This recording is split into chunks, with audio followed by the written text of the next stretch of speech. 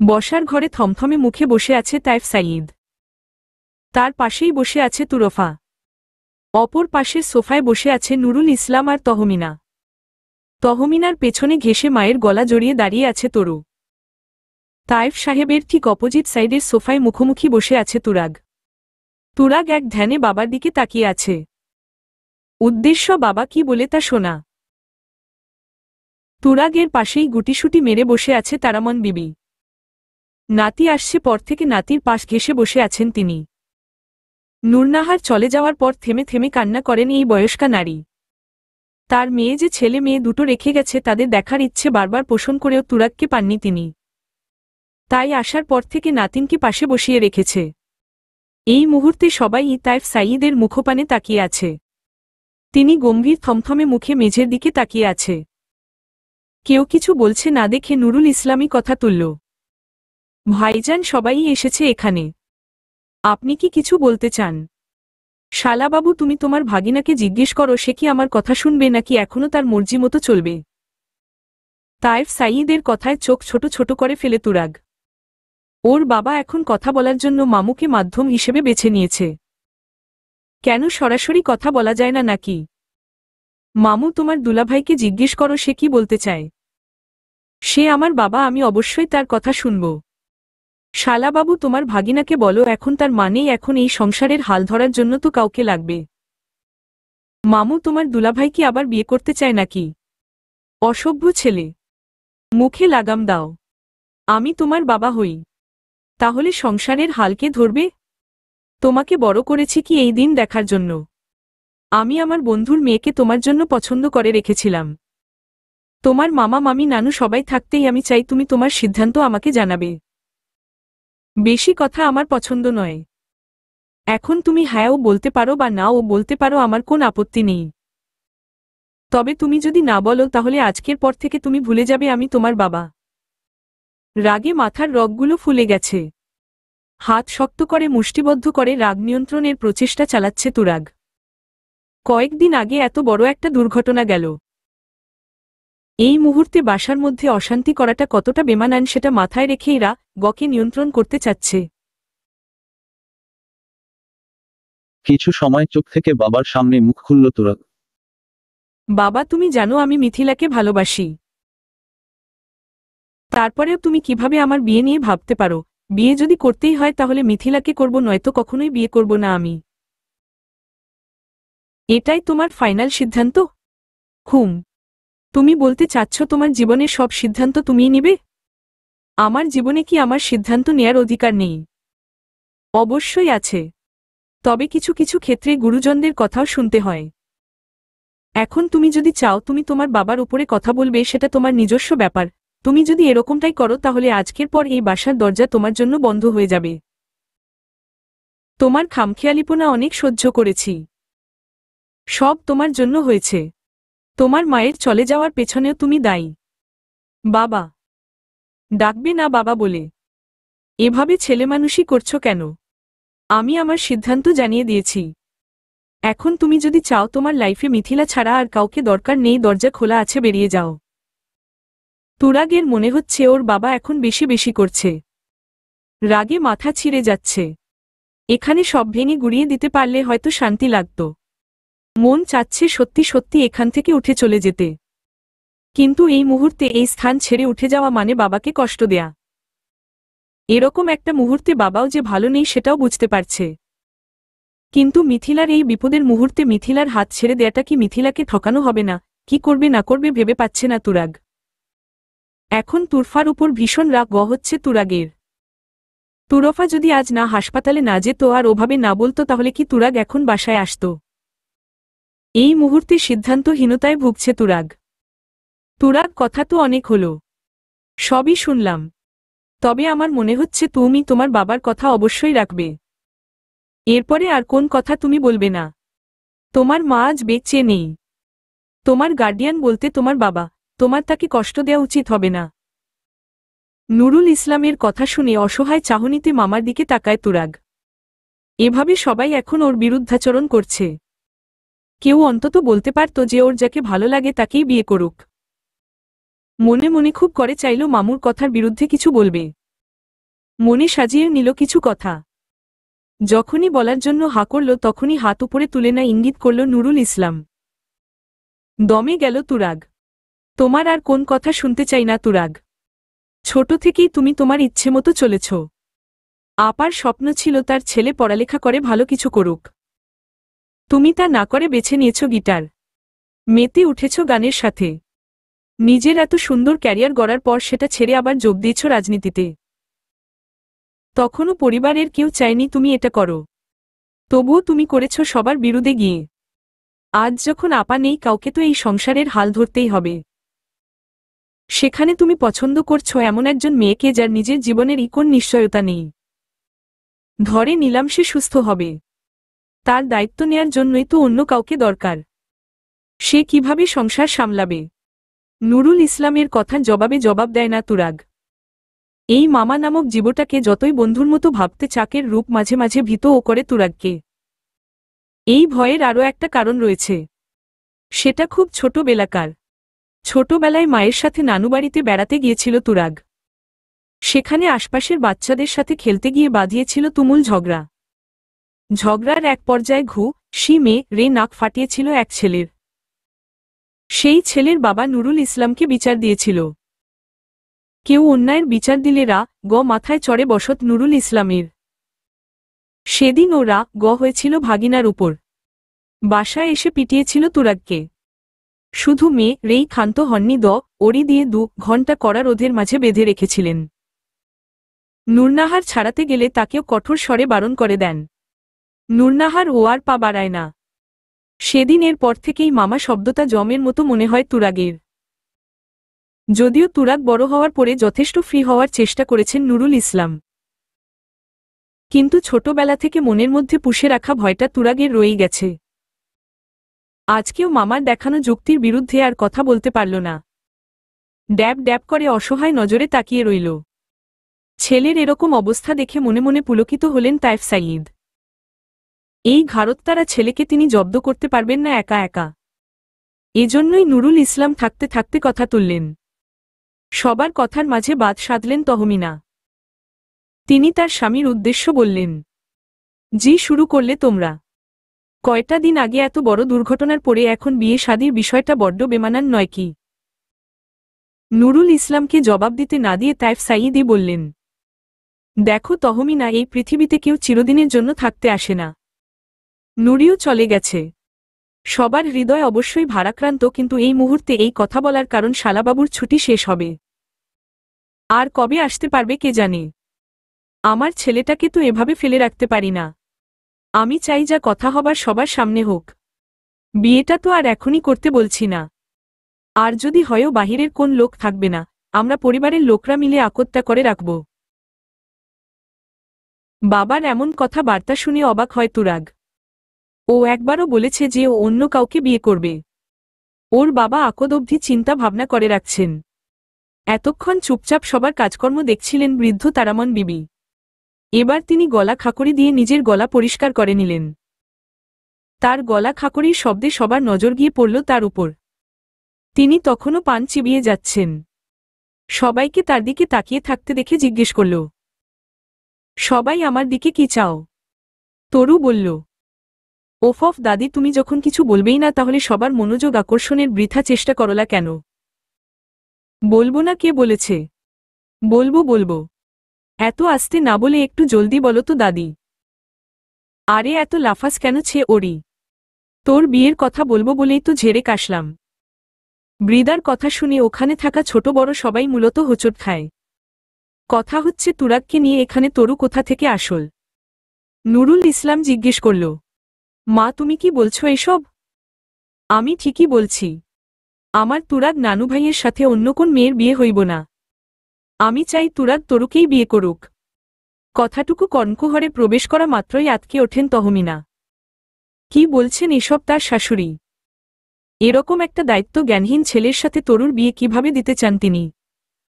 এদিকে তুরাগ ও চোখ বড় বড় করে নানুর দিকে তাকিয়ে আছে। এই মুহূর্তে তুরাগের নিজেকে সবথেকে বেশি অসহায় লাগছে। তার চাওয়া পাওয়াটার গুরুত্ব কেউ দিচ্ছে না, বরং কলের পুতুলের মতো সবাই ওকে নাচাচ্ছে। তুরাগের ভাবনার মধ্যেই মুখ খোলেন তহমিনা। আম্মা আপনি যা বলছেন তা কখনো সম্ভব নয়। এই বিয়ে হতে পারে না। এরকম ছেলের সাথে তো নয়ই। তহমিনার কথায় সবাই তাকায় তার দিকে। এরকম ছেলে বলতে কি বুঝিয়েছে তহমিনা? বয়স্ক মানুষকে সম্মান দিতে আজও শিখলা না বৌমা? বাচ্চা, নাতি পুতিদের আর কি বলবো? তুমি বড় মানুষ হইয়াই সম্মান দাও না। এখানে অসম্মান কি করলাম আম্মা? আমার মুখে মুখে তর্ক করাটা কি আমাকে অপমান করা নয়? আমি আপনার মুখে মুখে তর্ক করতাম না, কিন্তু একজন মা হিসেবে আমি কিভাবে আমার সন্তানকে এরকম অন্ধকার ভবিষ্যতের দিকে ঠেলে দিব? তুরাগ খারাপ ছেলে না বৌমা। ও ভালোবাসার মানে জানে। তার বর্তমান অবস্থা তুমি দেখবার পারতাছ না। একজন মানুষকে কতটা ভালোবাসলে এরকম অবস্থায় ও আগলইয়া রাহন যায় তুমিই বলো।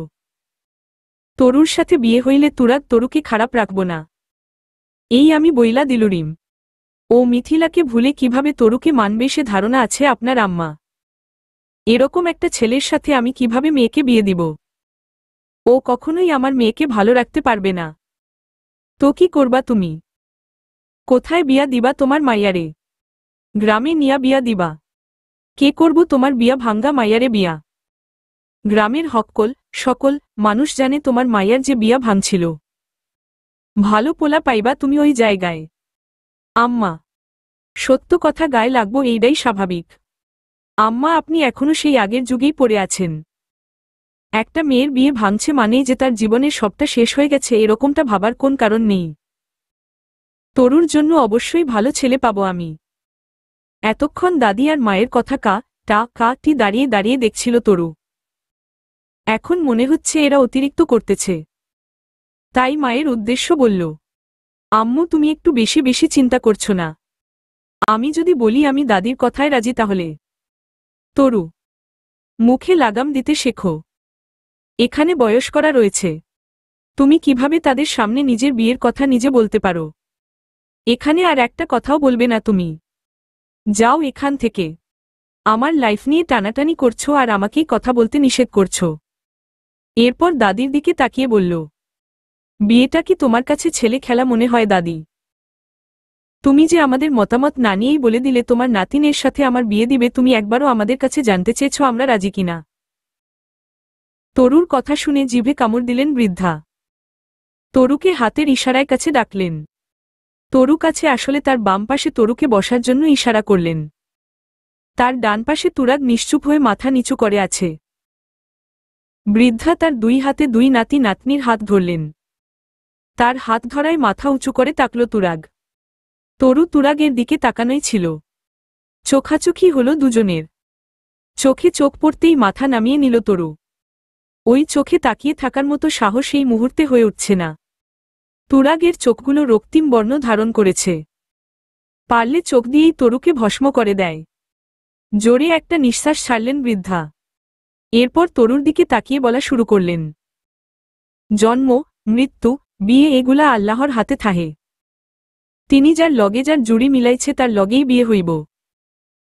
এখন যদি তোগো দুইজনের জুড়ি আল্লাহ মিলাইয়া রাহে তোরা শত চাইলেও তা থেকে পালাতে পারবি না। তার ইচ্ছা ছাড়া গাছের একটা পাতাও নড়ে না বুঝছলি। দাদি তোমারে কে বলল যে আমাদের জুড়ি আল্লাহ মিলাইয়া রাখছে? ওরে গলি এত কথা কনের তো কিছু নাই। আমি চাইতাছি তোগো বিয়াডা হোক। একবার পবিত্র কালেমার বন্ধনে আবদ্ধ হইলে দেখবি ভালোবাসা আপনা আপনি তৈরি হতে থাকবে। কিন্তু দাদি মিথিলা আপু, ব্যাস, ওই মাইয়া লইয়া আর একখান কথাও কবি না। সব শেষ হইছে ওই মাইয়ার লইগ্গা। এখন বাকি আছে তুরাগ নানুভাইয়ের জীবনডা। হেইডাও কি ওই মুখপুরীরে নষ্ট করতে দিব নাকি? কথাগুলো বেশ গায়ে লাগল তুরাগের। এতক্ষণ এখানে বসে মাথা নিচু করে সব সহ্য করলেও মিথিলাকে বাজে কথা বলায় ভীষণ রাগ হল। জোর করে হাত ছাড়িয়ে নিল নানুর হাত থেকে। সেখান থেকে উঠে হনহন করে চলে গেল উপরে। তার চলে যাওয়ার দিকে তাকিয়ে রইল সবাই।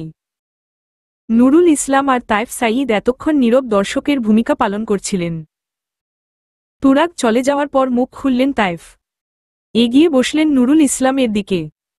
সোফার হাতলে রাখা নুরুল ইসলামের হাতের ওপর হাত রাখলেন তিনি। নুরুল ইসলাম হয়তো এতক্ষণে অনুমান করে ফেলেছেন কি বলতে চাচ্ছেন তিনি। তবুও টুশব্দ না করে ধৈর্য ধরলেন বড় বোন জামাইয়ের কথা শোনার জন্য।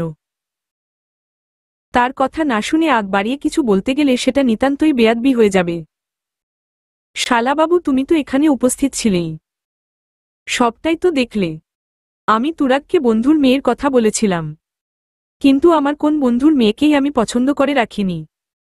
তবে আম্মা বলার পর এতক্ষণ ভাবলাম বিষয়টা। তরু মামুনি তো যথেষ্ট ভালো একটা মেয়ে। আমি যদি তোমার মেয়েটাকে আমার ঘরের মেয়ে করে রাখতে চাই, তোমার কি আপত্তি আছে তাতে? সাথে সাথেই কোন জবাব দিতে পারলেন না নুরুল ইসলাম। তবে তিনি নাও বলেন না, কারণ তার মা, বড় বোন জামাই কথাগুলো তুলেছে। যারা কথাগুলো তুলেছে তাদের যথেষ্ট সম্মান করেন নুরুল ইসলাম। তাই সাথে সাথে না করে দিয়ে জানালেন, মেয়ে তো আমার একার নয় ভাইজান, এখানে তহমিনার অবদান সবচেয়ে বেশি। আগে আমি তহমিনার সাথে কথা বলি। আমি আমার সিদ্ধান্ত জানিয়ে দিয়েছি। দেখ নুরু, আমি তোর মা হয়ে একটা কথা বলছি, এখন কি তুই কথাখানা রাখবি না? নুরুল ইসলাম পোছেন জাতাকলে। মা, মেয়ে, বউ কার পক্ষ নিয়ে বলবেন, কে কষ্ট পাবে? তাই কথা না বলে উঠে চলে গেলেন সেখান থেকে। তায়েফ সাহেবও উঠলেন। তহমিনা আর তরুর দাদু একজন অপরজনের দিকে মুখ ঘুরিয়ে বসে রইলেন। তুরফা তরুর হাত ধরে উঠিয়ে নিয়ে গেল সেখান থেকে। তরুকে নিয়ে হাঁটা ধরল ছাদের দিকে। এতক্ষণ এখানে বসে দম বন্ধ হয়ে যাচ্ছিল যেন। ছাদে গিয়ে একটু মুক্ত হাওয়া উপভোগ করাটা লক্ষ্য। ছাদের দরজার ওপর পাশ থেকেই শুনতে পেল কিছু একটা জোরে পড়ে যাওয়ার শব্দ। তরুর হাত ছেড়ে দৌড় লাগাল তুরফা। ভাগ্য যখন সাথে না থাকে তখন যা হয় আর কি, পায়ে থাকা স্লিপারটা যায় ছিঁড়ে। স্লিপার সেখানে রেখেই ছাদে যায়। ছাদের দরজা পেরিয়ে কয়েক কদম ফেলতেই কিছু একটা খুব জোরে পায়ে বিঁধে যায়। অন্ধকারে ঠিক বোঝা যাচ্ছে না।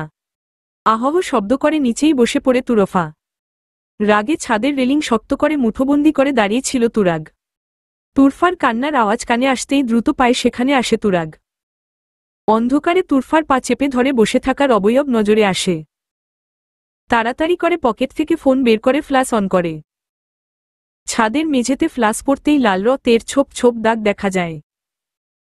তুরফার পা বেয়ে এই রক্ত নামছে। পাশেই ভাঙা টব পড়ে আছে। এখন তুরফার পাকে তে যাওয়া তুরাগের ভুলের কারণেই হয়েছে। রাগের বশে নিজের হাতেই ছাদের মেঝেতে জোরে আঘাত করে তুরাগ। আবার আঘাত করার জন্য হাত উপরে তুলতেই মেঝে বরাবর হাত রাখে তরু। ফলে আঘাত তুরাগের হাতে না লেগে তরুর হাতে লাগে। মাথা তুলে তরুর দিকে তাকায় তুরাগ। তরু শান্ত কণ্ঠে বলে, রাগ কখনোই সুফল বয়ে আনে না। দেখলেন তো রাগ করলে কি হয়। এখন যদি এগুলো না ভাঙতেন তাহলে কি আপুর পাকা টত। তুরাগ কি বলবে ভেবে পায় না। নিজের মাথা ফাঁকা ফাঁকা লাগছে। তরু সেদিকে মন না দিয়ে ব্যস্ত হল তুরফার পায়ের রক্ত বন্ধ করতে।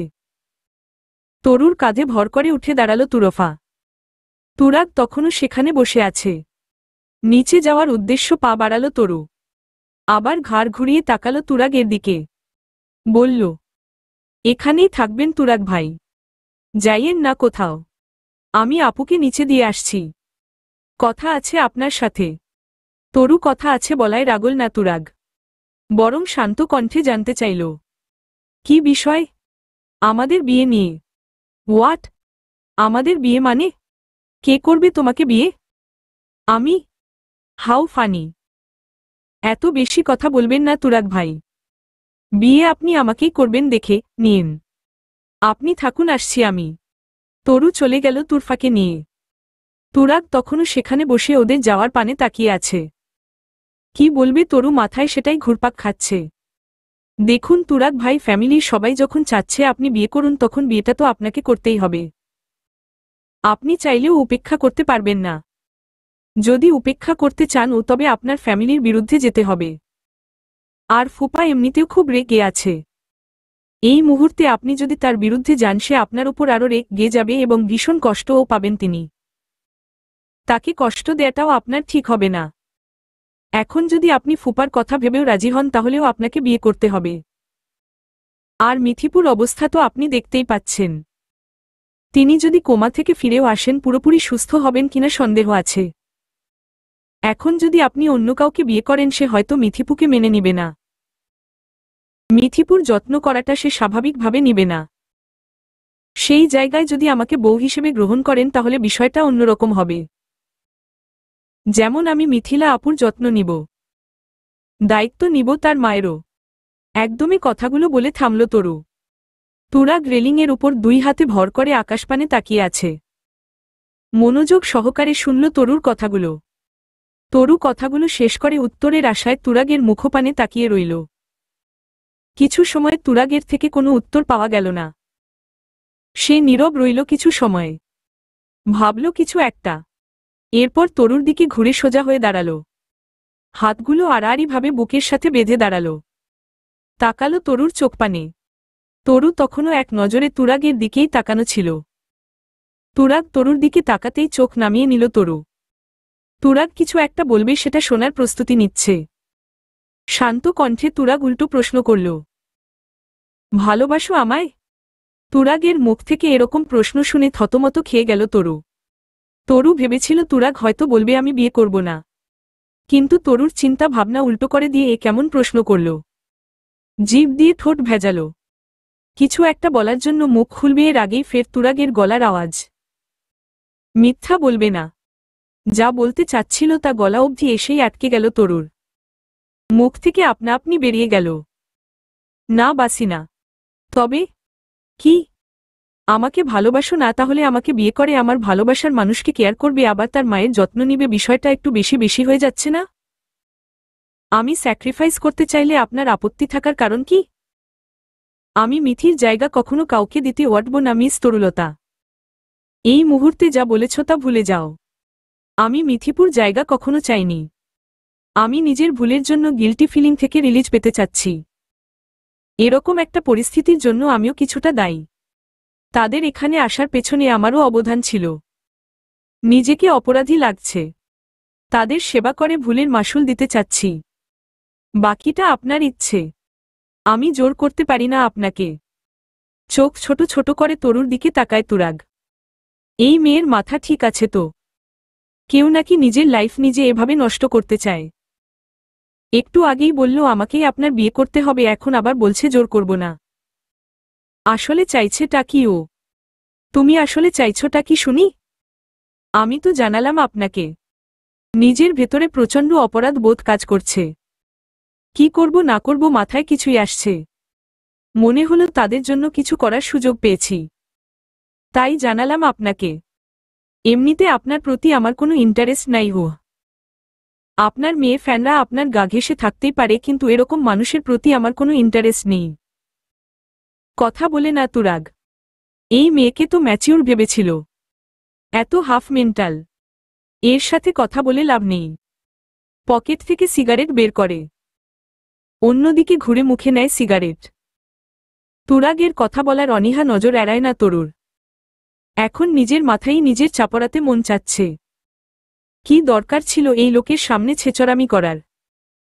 এক পা দুপা করে ছাদের দরজার দিকে পেছাতে থাকে তরু। পিছন দিকে হেঁটেই ছাদের দরজা অবধি এসেছে। দরজা ক্রস করে যেই ঘুরছে সিঁড়িতে পা রাখার জন্য, অমনি অন্ধকার থেকে একজোড়া হাত তরুর বাম হাতে চেপে ধরে। ঘাবড়ায় তরু। এই মুহূর্তে কে আসতে পারে ছাদে? ভয় কাপা কাপা কণ্ঠে জানতে চায়, ক ক কে? কে?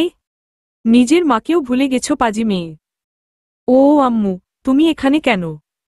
দয়াশীল মানবী হয়ে গেছো তুমি। মায়ের বিরুদ্ধে সিদ্ধান্ত নেয়া শিখে গিয়েছ। রুমে চলো, রুমে চলো কথাটা তরুর ভেতর অবধি নাড়িয়ে দিতে সক্ষম। ছোটবেলা থেকেই জানে তহমিনা যেমন নরম মনের মানুষ তেমন প্রয়োজনে সেরকমই কঠোর। কিন্তু এই মুহূর্তে তহমিনা ছাদে কেন এসেছে এটাই মাথায় ঢুকছে না তরুর। তরুর হাত নিজের হাতের মুঠোয় শক্ত করে ধরে রেখেছে তহমিনা। এক প্রকার টানতে টানতেই সিঁড়ি থেকে নামিয়েছে তরুকে।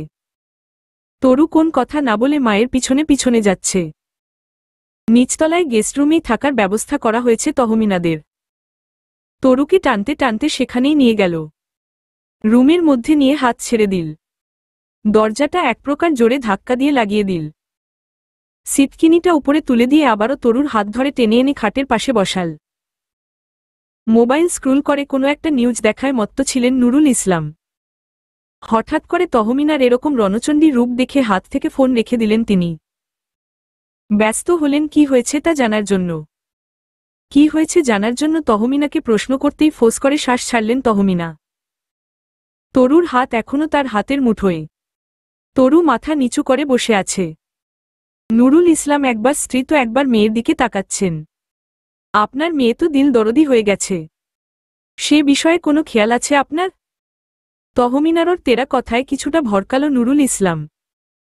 আসল ঘটনা জানার জন্য মন উসখুস করছে, তাই শান্ত স্বরে আবার প্রশ্ন করলেন, কি করেছে ও? মিথিলার ফ্যামিলি এখানে আসুক সেটা তরুও চাইতো প্রথম দিকে, এখন এই দুর্ঘটনার জন্য নিজেকে দায়ী করছে। তাই সে তুরাগের কাছে গিয়েছিল কথা বলার জন্য। সে তুরাগের নামে মাত্র স্ত্রী হয়ে থাকবে, আর তুরাগের পাগলামির সাথে সাথে ও পাগলামি করবে। তুমি কিভাবে জানলে? তুরফার পাকে টে গেল পড়ে তো নিচে নিয়ে আসলো। তুরফাকে রুমে বসিয়ে দিয়ে আমাকে ব্যান্ডেজ করে দিতে বলে আপনার মেয়ে আবার তাড়াহুড়ো করে রুম থেকে বেরিয়ে গেছে। ওকে দেখে মনে হচ্ছিল কিছু একটা হয়েছে, তাই আমিও গিয়েছিলাম ছাদে। ভাগ্যিস গিয়েছিলাম, নয়তো জানতেই পারতাম না। নুরুল ইসলাম কোন কথা শুনে চিন্তা ভাবনা না করেই ফট করে মেজাজ গরম করার মানুষ না। এই মুহূর্তে ও সেই গুণটা বজায় রাখলেন তিনি। তহমিনার মতো রেগে যাননি মেয়ের উপরে, বরং শান্ত কণ্ঠে জানতে চাইলেন, মামনি তুমি কি তুরাগকে পছন্দ করো? বাবার এরকম প্রশ্নের জবাবে কি উত্তর দিবে জানা নেই তরুর, তাই জবাব না দিয়ে চুপ করে রইল। নুরুল ইসলাম ধূর্ত মানুষ, তাকে সবকিছু মুখে বলার প্রয়োজন আছে বলে মনে হয় না। তিনি মেয়েকে আবারও প্রশ্ন করলেন, তোমার কি মনে হয় তুমি হ্যাপি থাকবে তুরাগের সাথে? আমি জানি না বাবা, তবে মিথিলা আপু অনেক ভালো একটা মেয়ে। সে তো এখানে আসতে চায়নি, এখানে তার কোনো দোষ নেই। তুরাগ ভাই অপরাধী, তার সাথে আমিও সমান অপরাধী। শাস্তি সে একা কেন পাবে, তাই আমি এমন কথা বলেছি, আর কিছু না বাবা। তহমিনার ভীষণ রাগ হচ্ছে মেয়ের প্রতি, মন চাচ্ছে গাল বরাবর ঠাটিয়ে একটা র দিতে। জীবন কি ছেলেখেলা মনে হয় নাকি এই মেয়ের? তবে নুরুল ইসলাম যখন শান্ত হয়ে বসে আছে তার সামনে মেয়ের গায়ে হাত তোলাটা সমীচীন মনে হল না, তাই দাঁতে দাঁত চেপে বলল, আপনি কালকেই বাসের টিকিট কাটবেন। আমি আর এখানে থাকব না, তরুকে নিয়ে চলে যাব। আপনি আপনার মাকে নিয়ে কবে আসবেন তা আপনি জানেন। নুরুল ইসলাম তহমিনার কথার জবাব না দিয়ে মেয়ের উদ্দেশ্য বললেন, তুমি রুমে যাও, তোমাকে এত বেশি চিন্তা করতে হবে না, তোমার বাবা মা এখনো আছে। তরু আর কোন কথা না বলে খুব সাবধানে বেড ছেড়ে উঠে দাঁড়াল।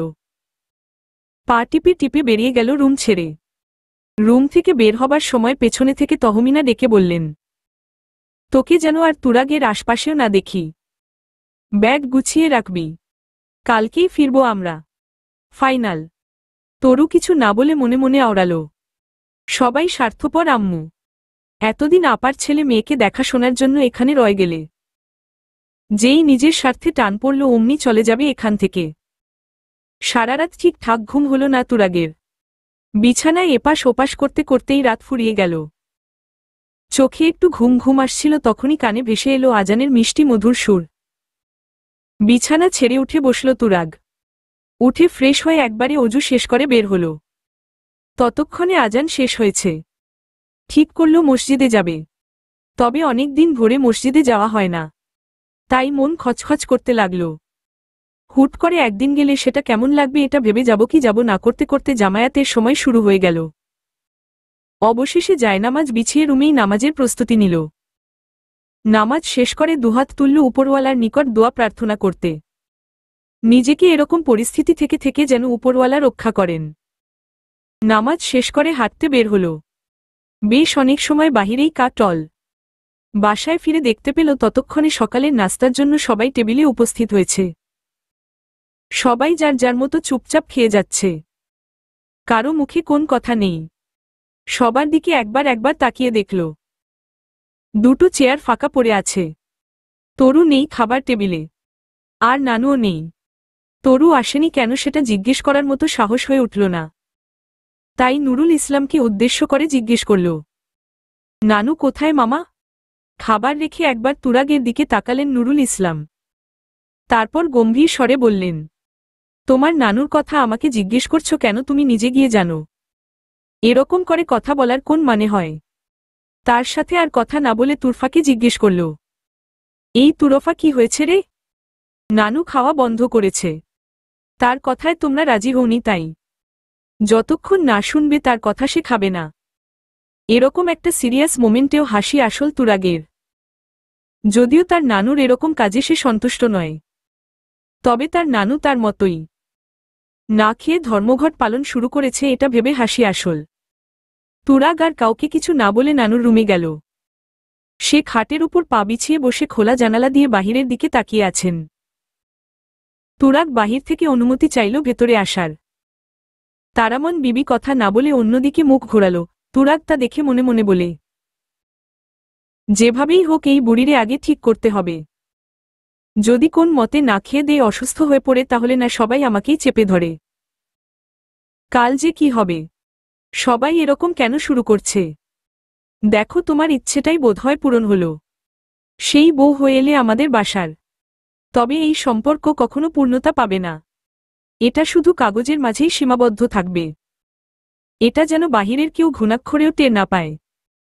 আমার মনে একজনের বসবাস, আর সেটা আজীবন থাকবে। তাই ভুল করেও আমার উপরে স্ত্রীর অধিকার ফলাতে আসবে না। রাত অনেক হয়েছে, হাত মুখে পানি দিয়ে এসে শুয়ে পড়ো।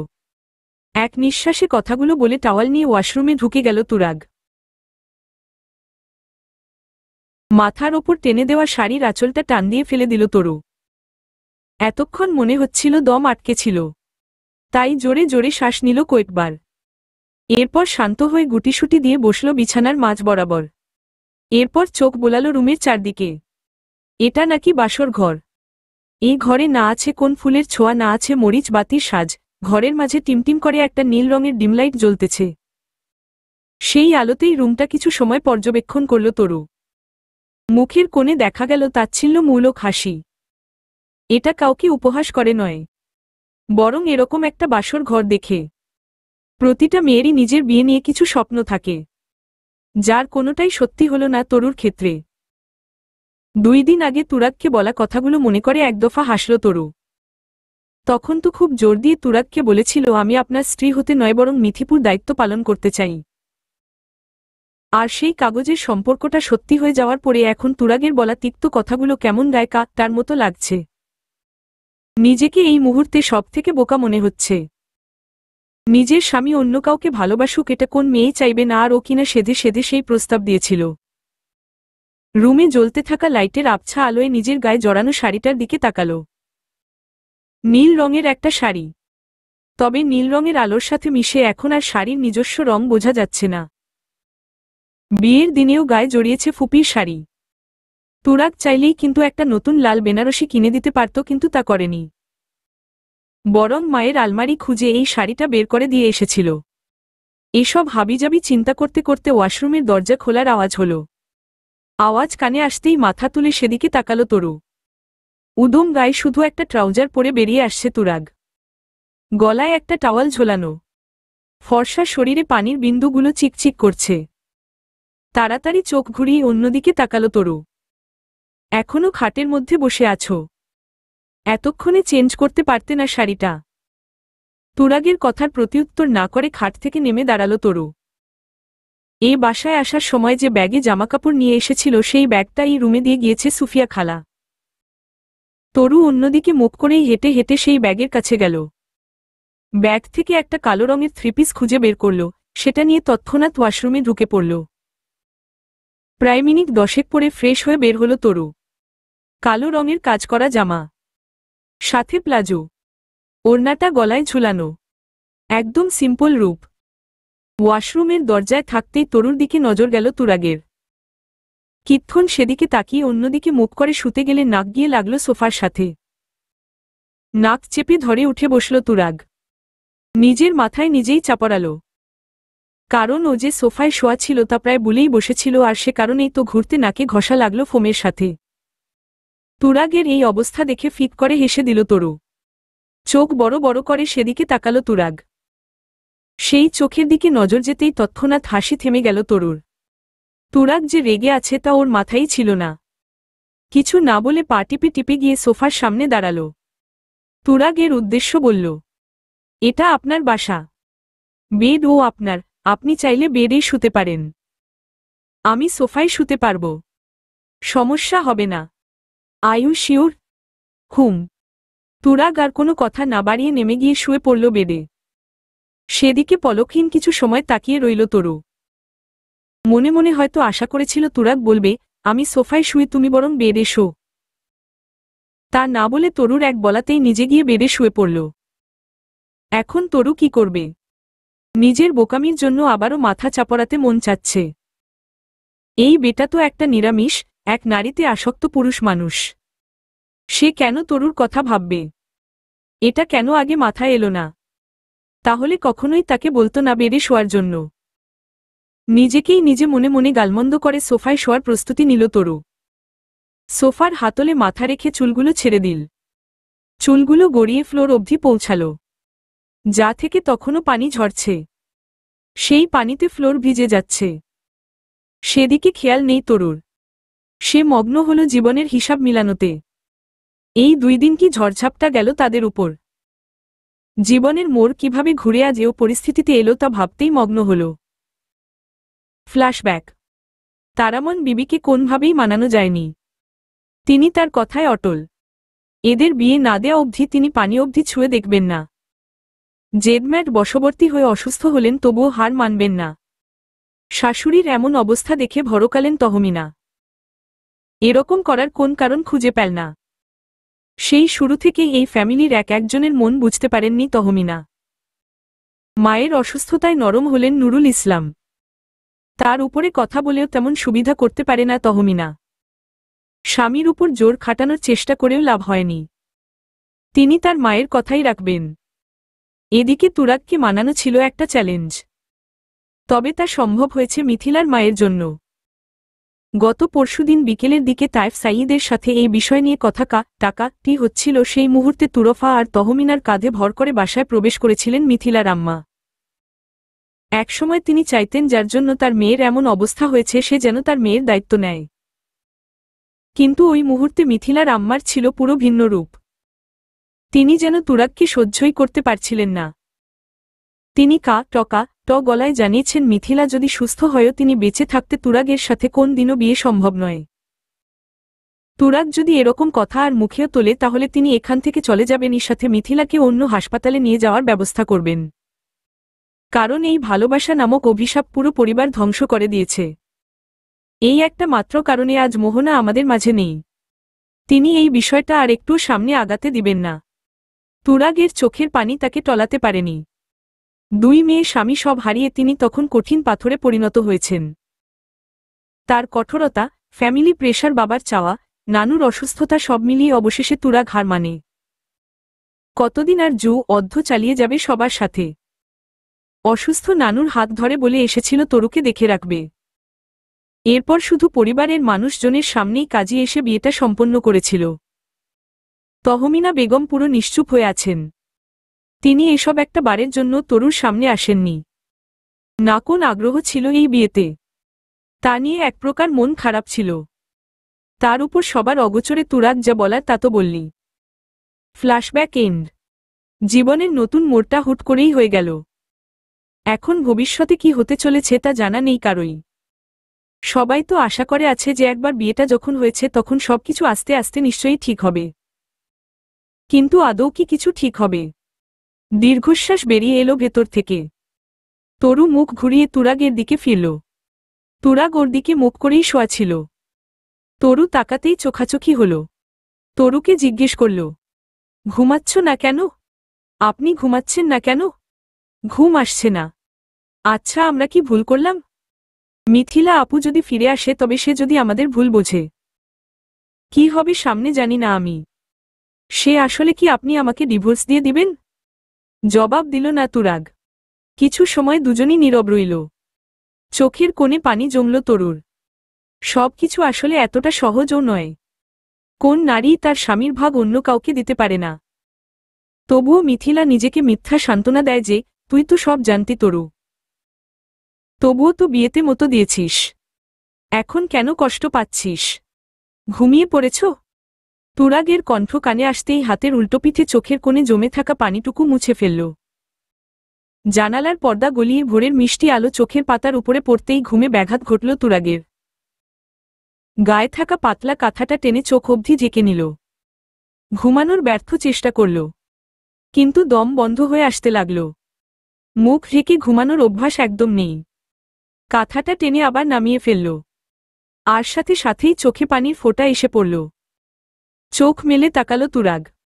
হাতের দিকে তাকিয়ে দেখল হাতের উপরেও কিছু পানি পড়ে আছে। বিন্দু বিন্দু পানিগুলো শিশিরকণার ন্যায় মনে হচ্ছে।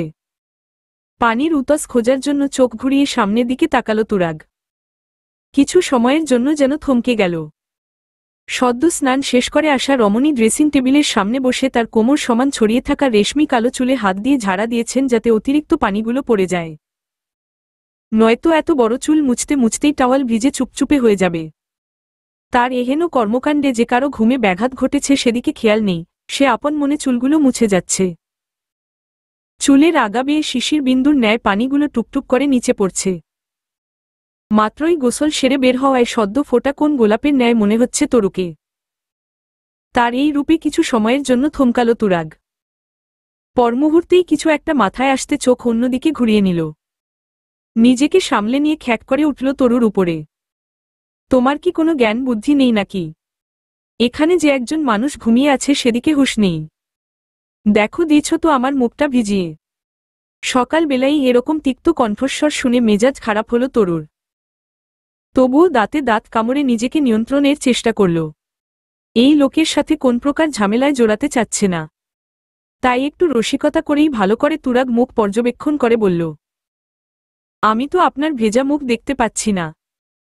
তবে আমি আপনার মুখ ভেজালাম কখন? স্বপ্ন দেখেছেন বোধ হয়।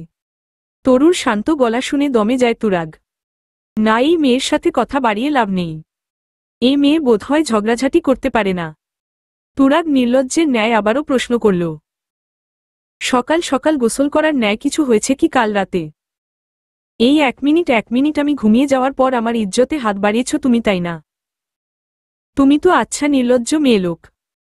এবার তরু আর শান্ত না থেকে নিজেও খ্যাক করে উঠল। আপনি নির্লজ্জ পুরুষ। এভাবে কথা বলার কি আছে? আর আমি এমনি এমনি এসব করিনি।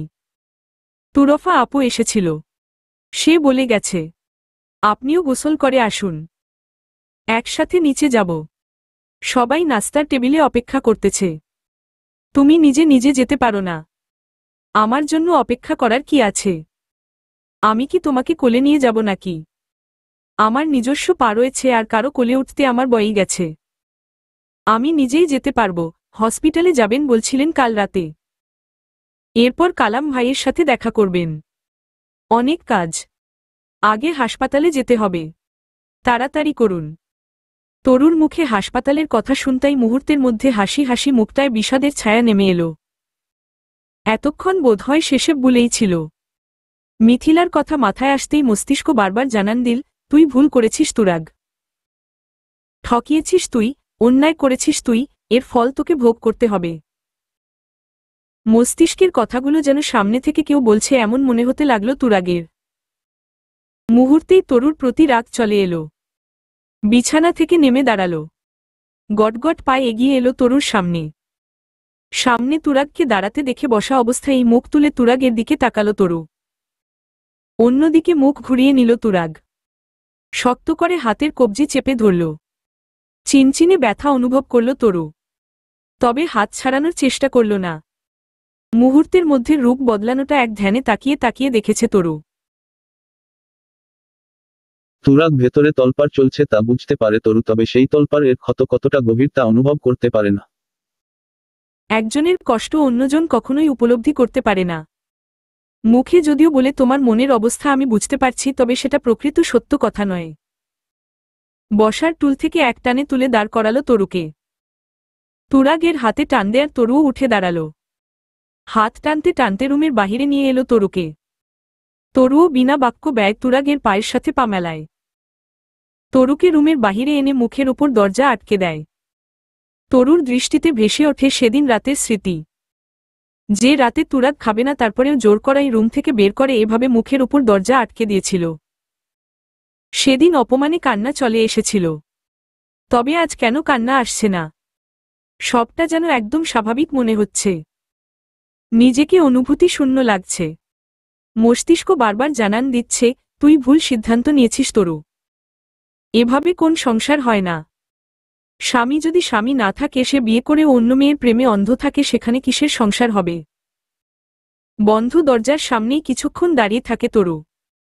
দাঁত দিয়ে নিচের ঠোঁট কামড়ে ধরে রেখেছে। মস্তিষ্ক যখন কোন কিছু নিয়ে চিন্তায় মগ্ন থাকে, তখন এই কাজটা তরু প্রায়শই করে থাকে। তরু নিজের মনকে বোঝায়, তুই কি বিয়ে করার সময় সংসারের কথা ভেবে বিয়ে করেছিলি? তবে এখন কেন তা নিয়ে ভাবছিস? বিয়ের পরে সবকিছু কেমন যেন অন্যরকম লাগছে। বিয়ে মহান আল্লাহ তায়ালার দেয়া নেয়ামত। বিয়ে নামক পবিত্র বন্ধনে আবদ্ধ হওয়ার পরে স্বামী স্ত্রীর পরস্পরের প্রতি আকর্ষণ জন্মানোটা খারাপ কিছু নয়। তবে তরুর কেন মনে হচ্ছে, এখন যা কিছু হচ্ছে সবকিছু মিথ্যা।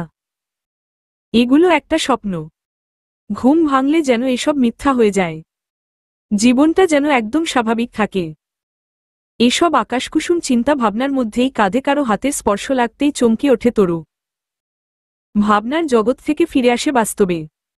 দরজার দিক থেকে মুখ ঘুরিয়ে পেছনে থাকায় তরুর কাঁধে হাত দাঁড়িয়ে গম্ভীর মুখে দাঁড়িয়ে আছে তুরফা। তুরফাকে দেখে ঘুরে তুরফার দিকে তাকায় তরু। কি ব্যাপার, পিচ্ছি পুতুল, কাঁদছিলে নাকি? না আপু, কাঁদছি না। এই তুমি এখনো আমাকে কিসব নামে ডাকো বলো তো? আমার কিন্তু এখন বিয়ে হয়ে গেছে। আমি এখন তোমার বড় ভাবি হু। ওহ আচ্ছা, এখন কি বড় ভাবি বলে ডাকবো নাকি? তা আপনি এখানে দাঁড়িয়ে আছেন কেন বড় ভাবি? তুরফার রসিকতায় ফিক করে হেসে দিল তরু। তরুর গোমরা মুখটায় হাসি ফোটাতে পেরে তুরফার ঠোঁটের কোণেও মুচকি হাসির রেখা ফুটে উঠল। তরু বলল, টা পানিয়ে আবারও আসলে কেন আপু? তোমাকে নিতে এসেছি। মামিমা বসে আছে নিচে। যাব। তবে আমার কিছু জিনিস প্রয়োজন ছিল। ভাইয়া কি ভিতর থেকে লক করে দিয়েছে? উপর নিচ মাথা ঝাঁকিয়ে হ্যাঁ বোঝালো তরু। অবাক হল না তুরফা। ভাইয়ের এরকম স্বভাবের সাথে অভ্যস্ত সে। তরু এক হাত হাতের মুঠোয় নিল তুরফা। হাত ধরে নিজের রুমের দিকে নিয়ে যেতে লাগল। আস্তে আস্তে বলতে লাগল, মিথি কখনো সুস্থ হবে কিনা জানি না। যদি সুস্থ হয় তবে কি হবে তাও জানি না। এই পরিবারে আরো বড় সড় কোন ঝড় আবারও নামবে সেটা আমি অনুভব করতে পারছি। তবে তুমি ভয় পেও না তরু। আল্লাহ তায়ালার ইচ্ছে ছাড়া গাছের পাতাও নড়ে না। তিনি যা করেন ভালোর জন্যই করেন। তাই ঘাবড়াবে না কখনো। হালও ছেড়ে দিবে না কখনো। শক্ত হতে হবে তোমাকে। আমার ভাইটা খারাপ মানুষ নয়। তবে মিথিলার অ্যাক্সিডেন্টের পরেই এমন উগ্র স্বভাবের হয়েছে।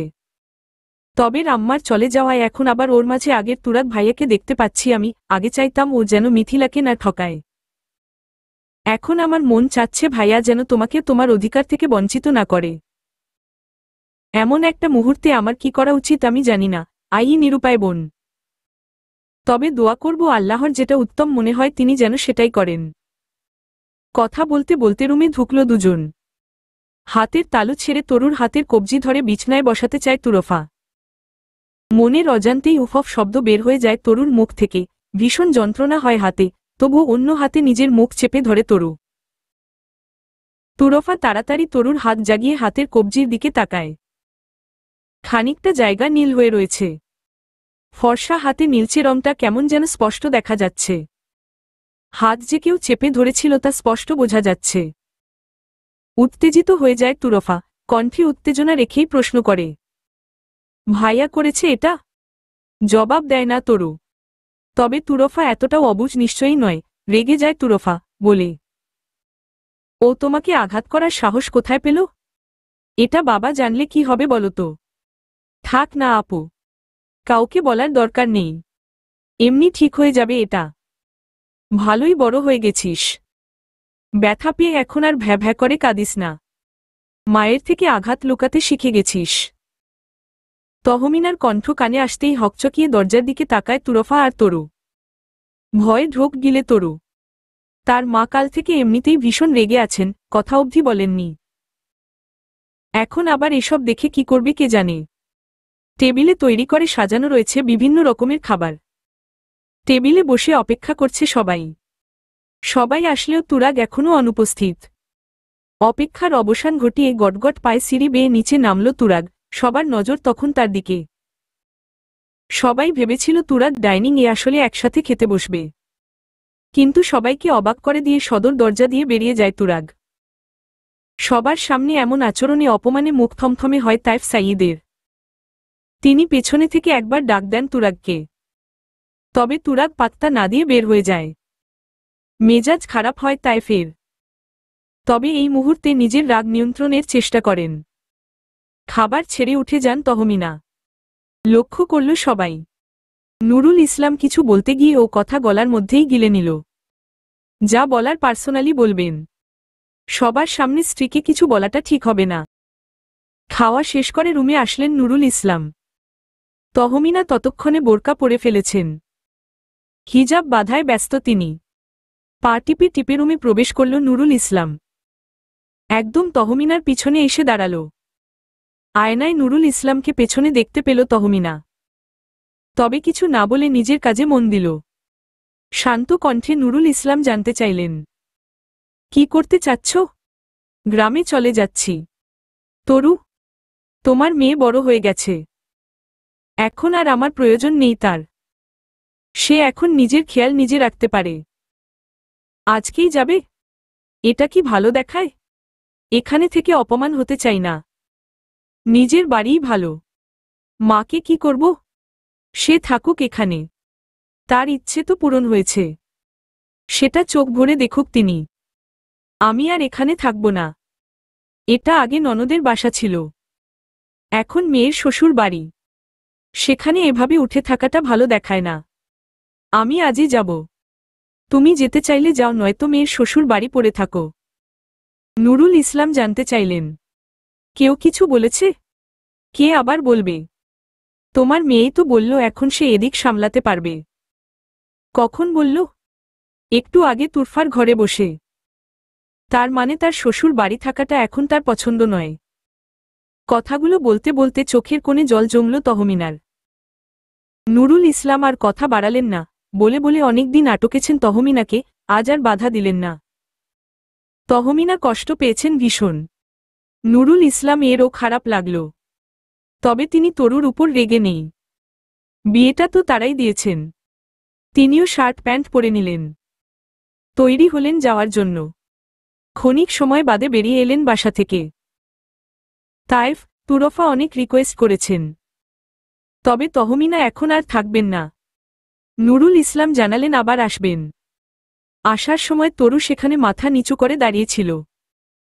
তহমিনা ভেবেছিলেন মেয়ে এসে জড়িয়ে ধরে বলবে আম্মু আমার ভুল হয়েছে, তবে তার আশা আর পূর্ণ হল না। বৃজাথিত হৃদয় নিয়ে বেরিয়ে এলো বাসা থেকে। এই মুহূর্তে গলা ফাটিয়ে কাঁদতে মনম চাচ্ছে তরুর। ঠোঁট চেপে কান্না আটকাচ্ছে। মন চাচ্ছে ছুটে গিয়ে মায়ের পায়ে পড়ে কাঁদতে, তবে এই মুহূর্তে নিজেকে শক্ত করতে চাচ্ছে। তহমিনা এখানে থেকে তুরাগের কর্মকাণ্ড সহ্য করতে পারবে না। দেখুন তুরাগ সাহেব, আপনার জন্য একটা ব্যাড নিউজ আছে। এর মুখে এমন কথা শুনে অস্থির হয়ে গেল তুরাগ। উত্তেজিত কণ্ঠে জানতে চাইল, কি নিউজ ডক্টর? রোগী কাল রেসপন্স করেছিল। কখন? জানাননি কেন? আপনি কি কাল সকালে তার সাথে কোনো কথা বলেছিলেন? মনে করার চেষ্টা করে তুরাগ। কয়েক সেকেন্ড অতিক্রম হতেই মনে পড়ে কাল মিথিলার হাত ধরে কানের কাছে দুঃখ প্রকাশ করেছিল। এই কথাটা চেপে গেলেন তুরাগ। বললেন, হ্যাঁ কথা তো বলেছিলাম। আপনি চলে যাওয়ার পরে রেসপন্স করেছিল পেশেন্ট। তার হাতের আঙুল নড়তে দেখা গেছে। তার মানে আপনার কথাগুলো তার মস্তিষ্কে বেশ চাপ প্রয়োগ করতে পেরেছে। হোয়াট? শান্ত হন তুরাগ সাহেব। কিভাবে সম্ভব? ও তো কোমায়। জি, আপনার কথা সঠিক, তবে আপনি হয়তো এ বিষয়ে অবগত নন যে কোমায় থাকার বিষয়টাও দুই রকম হয়ে থাকে। প্রথমত ব্রেইন ডেথ এবং দ্বিতীয়ত ভেজিটেটিভ স্টেট। ব্রেইন ডেথ অর্থ মস্তিষ্কের স্থায়ী ক্ষতি। ক্ষেত্রে মস্তিষ্কের সব কার্যক্রম বন্ধ হয়ে যায়। আর ভেজিটেটিভ স্টেট হল রোগীর মস্তিষ্ক সজাগ থাকে কিন্তু চেতনা দিয়ে বা স্বেচ্ছায় কিছু করতে পারে না। এই পেশেন্টের ক্ষেত্রে বর্তমানে দ্বিতীয় সমস্যাটি হয়েছে। রোগীর কোমায় থাকার যথাযথ কারণ জানা থাকলে এবং দ্রুত চিকিৎসা করা গেলে পেশেন্টের সুস্থ হয়ে স্বাভাবিক জীবনে ফিরে আসার সম্ভাবনা থাকে। আর যদি তা না হয় তবে দুই রকম ঘটনা ঘটতে পারে। এক অবস্থায় আরও অবনতি ঘটে, মৃত্যু ঘটতে পারে। দ্বিতীয়ত ভেজিটেটিভ স্টেটে চলে যেতে পারেন। এর মানে তার শ্বাস প্রশ্বাস, হৃদস্পন্দন, রক্তচাপ সবই ঠিক থাকে, তবে সে কোনোদিন আর চেতনা বা জ্ঞান ফিরে পায় না। এই অবস্থায় রোগী দীর্ঘদিন থেকে যেতে পারে, অথবা রাও যেতে পারে। আমি অত্যন্ত দুঃখের সাথে জানাচ্ছি আমাদের এই কোমায় থাকাটা ভেজিটেটিভ স্টেটে চলে গিয়েছেন। তার মস্তিষ্ক সজাগ, তবে তিনি চেয়েও কোনো প্রতিক্রিয়া দেখাতে পারবেন না। আর এই পেশেন্ট কোনোদিন চেতনা ফিরে পাবেন না। ডক্টরের কথা আর শোনার ধৈর্য হল না তুরাগের। তার হৃৎপিণ্ডটা জলে যাচ্ছে মনে হচ্ছে। ইচ্ছে করছে চিৎকার করে কাঁদতে। এরকম কিছু হওয়ার কি খুব দরকার ছিল? মিথিলাকে যখন তার জীবনে ফিরাবেনই না, তবে এরকম অবস্থায় কেন ফেলে গেলেন? এই কষ্ট কি সহ্য করার মতো? আর কোনোদিন চেতনা ফিরে পাবে না মিথিলা। কথাগুলো কানে বাজছে বারবার। হঠাৎ রাগ মাথাচাড়া দিয়ে ওঠে। উঠে দাঁড়িয়ে ডক্টরের কলার চেপে ধরে, চিল্লিয়ে বলে, আমাকে এখন কেন জানাচ্ছেন? আগে কেন জানালেন না? ডক্টর নিজেকে ছাড়ানোর চেষ্টা করছেন। ওয়ার্ড বয় এগিয়ে এলো তুরাগকে ধরতে। সেই মুহূর্তে ধপ করে কিছু পড়ে যাওয়ার শব্দ হল। ডক্টরের কলার ছেড়ে দিল তুরাগ। পেছনে তাকিয়ে দেখল মেরিনা বেগম। মিথিলার মায়ের নাম কি ব্যবহার করেছিলাম মনে নেই, তাই এটা ব্যবহার করলাম। নিচে বসে পড়েছেন। তার দুই হাত এখনো তুরফা আর তরুর দখলে। তারা দুজনও নির্বাক হয়ে দাঁড়িয়ে আছে। মেরিনা বেগমকে তোলার চেষ্টা করছেন না। মেরিনা বেগম হাউমাউ করে কেঁদে দিলেন। তার কান্নার শব্দ কানে আসতেই হুঁশ হল তুরফা তরুর। তারা দুজনও মেরিনার পাশে বসে পড়লেন। সান্ত্বনা দেয়ার ভাষা তাদের জানা নেই। এতদিন ও ক্ষীণ আশা ছিল তা যেন মুহূর্তেই ভেঙে গুড়িয়ে গেল। সামনে এগিয়ে এলো তুরাগ। তরুর মাথা নত তখনও। তুরাগ তুরফাকে উদ্দেশ্য করে বলল, তোরা কেন এসেছিলি? ভাইয়া, তুমি ভুলে গেলে একদিন পরপর থেরাপি দেয়া লাগে খালাম্মাকে। আজও ডেট ছিল, তাই এসেছিলাম। খালাম্মা মিথির অবস্থা জানতে এই ডক্টরের কাছে আসতে চাচ্ছিল, তাই এসেছি। আমরা জানতাম না তুমি এখানে। কথাগুলো বলেই মাথা নিচু করে নিল তুরফা। তুরফার নিজেরও কান্না পাচ্ছে। এ কিরকম পরিস্থিতি সৃষ্টি হল? অবাক হয় তুরফা। আজ সকালেও মনে মনে বলছিল, আল্লাহ পথ দেখাও। এরকম দুই নৌকায় পা দিয়ে চলা যায় না, একটা পথ দেখাও। আল্লাহ মনে মনে আওড়ানো কথাগুলো শুনেছেন। খেয়াল হতেই নিজেই নিজের মনকে ছি ছি করে। কি সব ভাবছে সে? তুরফা ভাবে চারপাশে মানুষ জড়ো হচ্ছে। মেরিনা বেগমকে শান্ত করতে হবে। তরু আর তুরফা দুজন মিলে টেনে তুলে মেরিনা বেগমকে। মেরিনা বেগম হুঁশ হারিয়েছেন ততক্ষণে। দুজন ধরে ধরে গাড়ি অবধি নিয়ে আসে তাকে। ব্যাকসিটে শোয়ায় দেন তাকে। বাসায় যাওয়া জরুরি আগে। তরু বসে কোলের উপর মেরিনার মাথা নিয়েছে। তুরফা ড্রাইভারের পাশের সিটে বসল। তুরাগ যাবে না এখন, কেবিনে যাবে একবার। কি অবস্থা দেখতে। গাড়ি স্টার্ট দিয়ে দৃষ্টিসীমা অতিক্রম করে। তুরাগ বাক্রুদ্ধ হয়ে এই কম বয়সী দুটো মেয়ের দায়িত্ববোধ দেখছে। মা না থাকায় আজ এদেরকেই কত ঝড় ঝাপটা সামলাতে হচ্ছে। ক্ষণিক সময়ের জন্য তরুর প্রতি কৃতজ্ঞ হয় তুরাগ। পা বাড়ায় আবারও ভেতরের দিকে। আইসিইউ এর সামনে থমকে দাঁড়িয়ে থাকে তুরাগ। বুক ফেটে যাচ্ছে। এই মানুষটা আর কখনো চেতনা ফিরে পাবে না ভাবতেই বুক চিরে কান্না আসছে। হৃৎপিণ্ডটা জ্বলছে। মিথিলার মুখের দিকে তাকানো যাচ্ছে না। বেরিয়ে আসে তুরাগ। পেছনে ফিরে তাকায় না। মনে মনে বলে আর আসবে না এখানে। এই অসহায় মুখটা দেখার সাহস আর তার নেই। শার্টের গোটানো হাতায় চোখের জলটুকু মুছে ফেলার চেষ্টা করে তুরাগ। তবে মনটা আজ ভীষণ ছটফটে। কোনোভাবেই যেন শান্ত হচ্ছে না। রাত 2টো। বেকনিতে দাঁড়িয়ে দাঁড়িয়ে তুরাগ আসার অপেক্ষা করছে তরু। তুরাগের বেলকনি থেকে গেটটা দেখা যায়। তুরাগ গেট দিয়ে ঢুকলেই এখান থেকে দেখা যাবে, তাই এখানেই দাঁড়িয়ে আছে। সারাদিনের ক্লান্তিতে চোখটা লেগে আসছে, তাও ঠায় দাঁড়িয়ে আছে সেখানে। মিনিট 10 পরে দেখা মেলে তুরাগের। হাঁটতে পারছে না ঠিক মতো, পা টলছে, বেঁকিয়ে পড়ছে। তুরাগ আজ কোথায় গিয়েছিল তা বুঝতে বেগ পেতে হয় না তরুকে। দৌড়ে নিচতলায় আসে তরু। তুরাগ ততক্ষণে সদর দরজার সামনে চলে এসেছে। তরুকে সামনে পেয়ে তরুর গায়ে ঢলে পড়ে। তরু কোন মতে দরজা লাগিয়ে ধরে ধরে উপরে নিয়ে যায়। বিছানায় বসাতেই সেখানে শুয়ে পড়ে তুরাগ। তুরাগকে রেখে জোরে জোরে শ্বাস টানে। এতটুকু আসতেই হাঁপিয়ে গেছে। তুরাগের মতো স্বাস্থ্যবান, বলবান পুরুষ মানুষকে তরুর মতো ছোটখাট একটা মেয়ে এতগুলো সিঁড়ি পেরিয়ে এনেছে, এটা কি চারটিখানি কথা? তরু লক্ষ্য করল ঘামে ভিজে আছে তুরাগের শার্টটা। তরু যায় তুরাগের শার্টটা খুলে দিতে, সবগুলো বোতাম খুলে দিয়েছে।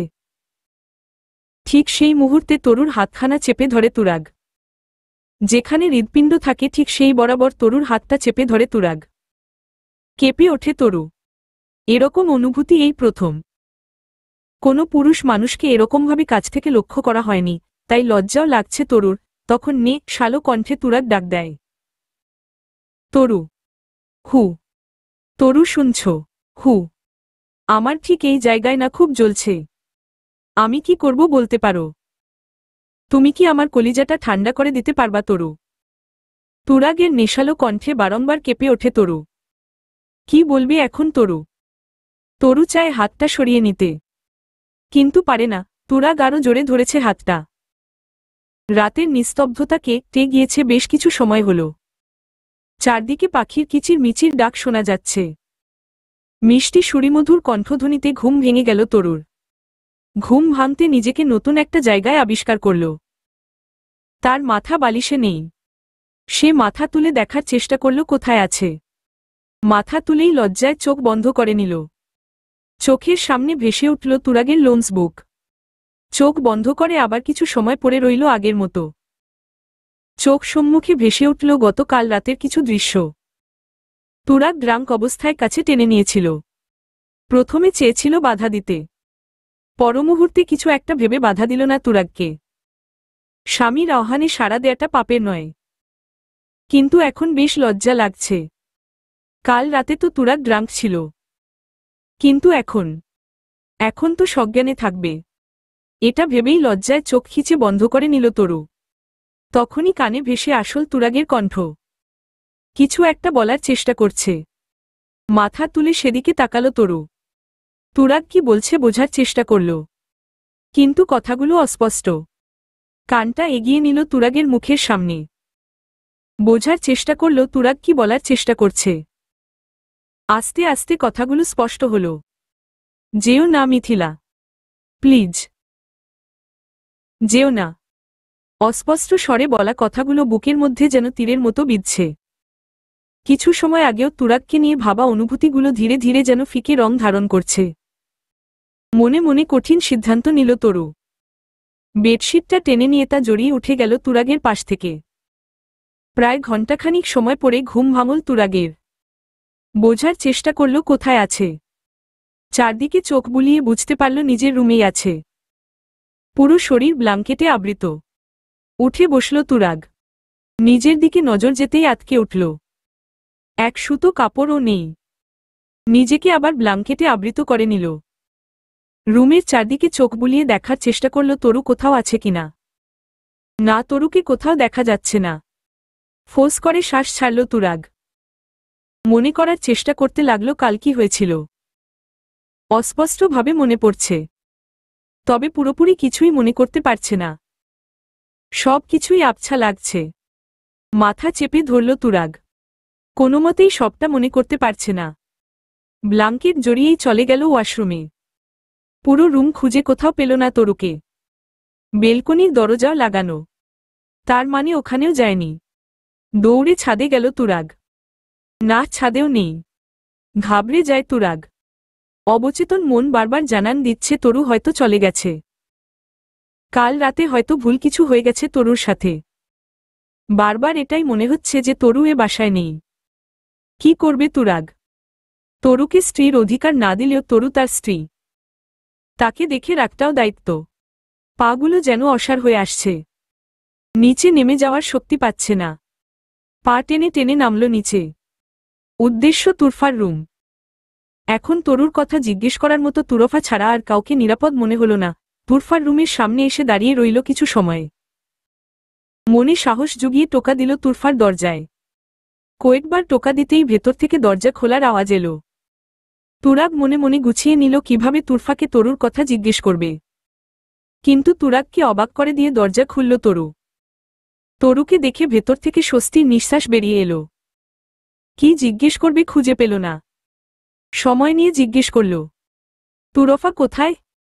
আপু ওয়াশরুমে গেছে।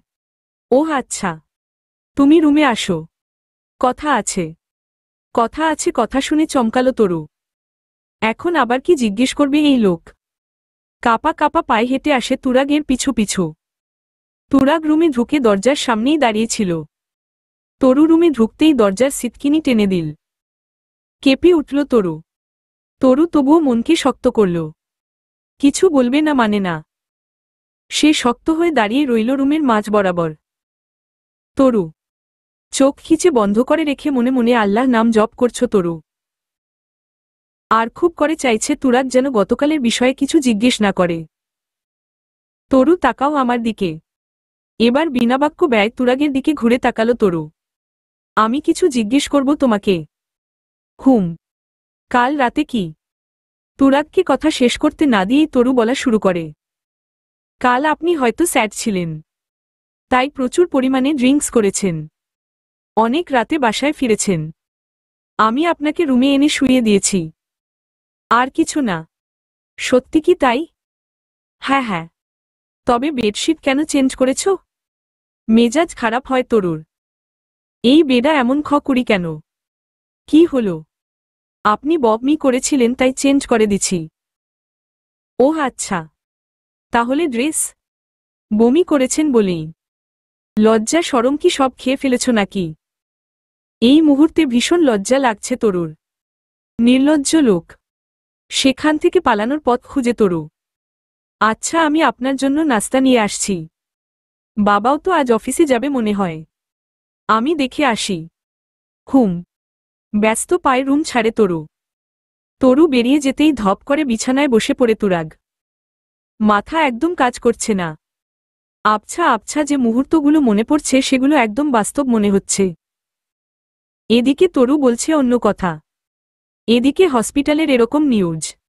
মাথা পুরো হ্যাং হয়ে আছে। এই মুহূর্তে কি করা উচিত তুরাগের? মনে মনে মিলাতে থাকে অনেক হিসেব। এভাবেই পার হয়ে যায় অনেক সময়। এক প্রকার ভাবনার মাঝেই ডুবে মাঝে তুরাগ। হঠাৎ কারো চিৎকারের শব্দ কানে আসতেই ভাবনা থেকে বেরিয়ে আসে তুরাগ। কণ্ঠটা তরুর মনে হল। তুরাগ আবারও কান খাড়া করে রাখে শোনার জন্য। আসলেই কি ঠিক শুনেছে নাকি ভুল? আর কোনো শব্দ পাওয়া যাচ্ছে না। তবুও কি হয়েছে দেখার জন্য রুম থেকে বের হয় তুরাগ। রুমের সামনে আসতেই মেরিনা বেগমের রুম থেকে চেঁচামেচির আওয়াজ শুনতে পাওয়া যায়। সেদিকে পা বাড়ায় তুরাগ। রুমের সামনে আসতেই চক্ষু চটগাছ। ফ্লোরে পা বিছিয়ে বসে আছে তরু। তুরফা উবু হয়ে সমানে ফু দিয়ে যাচ্ছে তরুর পায়ে। ঠোঁট চেপে কান্না আটকানোর চেষ্টা করতেছে তরু। চোখ দিয়ে জল গড়িয়ে গাল বেয়ে নামছে। এরকম দৃশ্য দেখে খারাপ লাগে তরুর। কিন্তু কি হয়েছে এখানে সেটা বুঝে উঠতে পারছে না। দ্রুত পায়ে রুমের ভেতরে প্রবেশ করে তুরাগ। তুরফাকে সরতে বললে বিনা বাক্য ব্যয় সরে যায় তুরফা। তরুর পায়ের দিকে তাকিয়ে দেখে পায়ের পাতা লাল হয়ে গেছে। পড়েছে? ভাইয়া। আইস কিউব লাগিয়েছিস? না। গাধি। তাড়াতাড়ি আইস কিউব নিয়ে আমার রুমে আয়। পড়ে গেলে ঠান্ডা কিছু লাগাতে হয় জানিস না। তুরাগের আদেশ মতো তাড়াতাড়ি আইস কিউব আনতে ছুটে যায় তুরফা। নুই পাজা কোলে তুলে নেয় তরুকে। বের হওয়ার উদ্দেশ্য পা বাড়াবে সে সময় কিছু তিক্ত কথা পা দুটো থামিয়ে দেয় তুরাগের।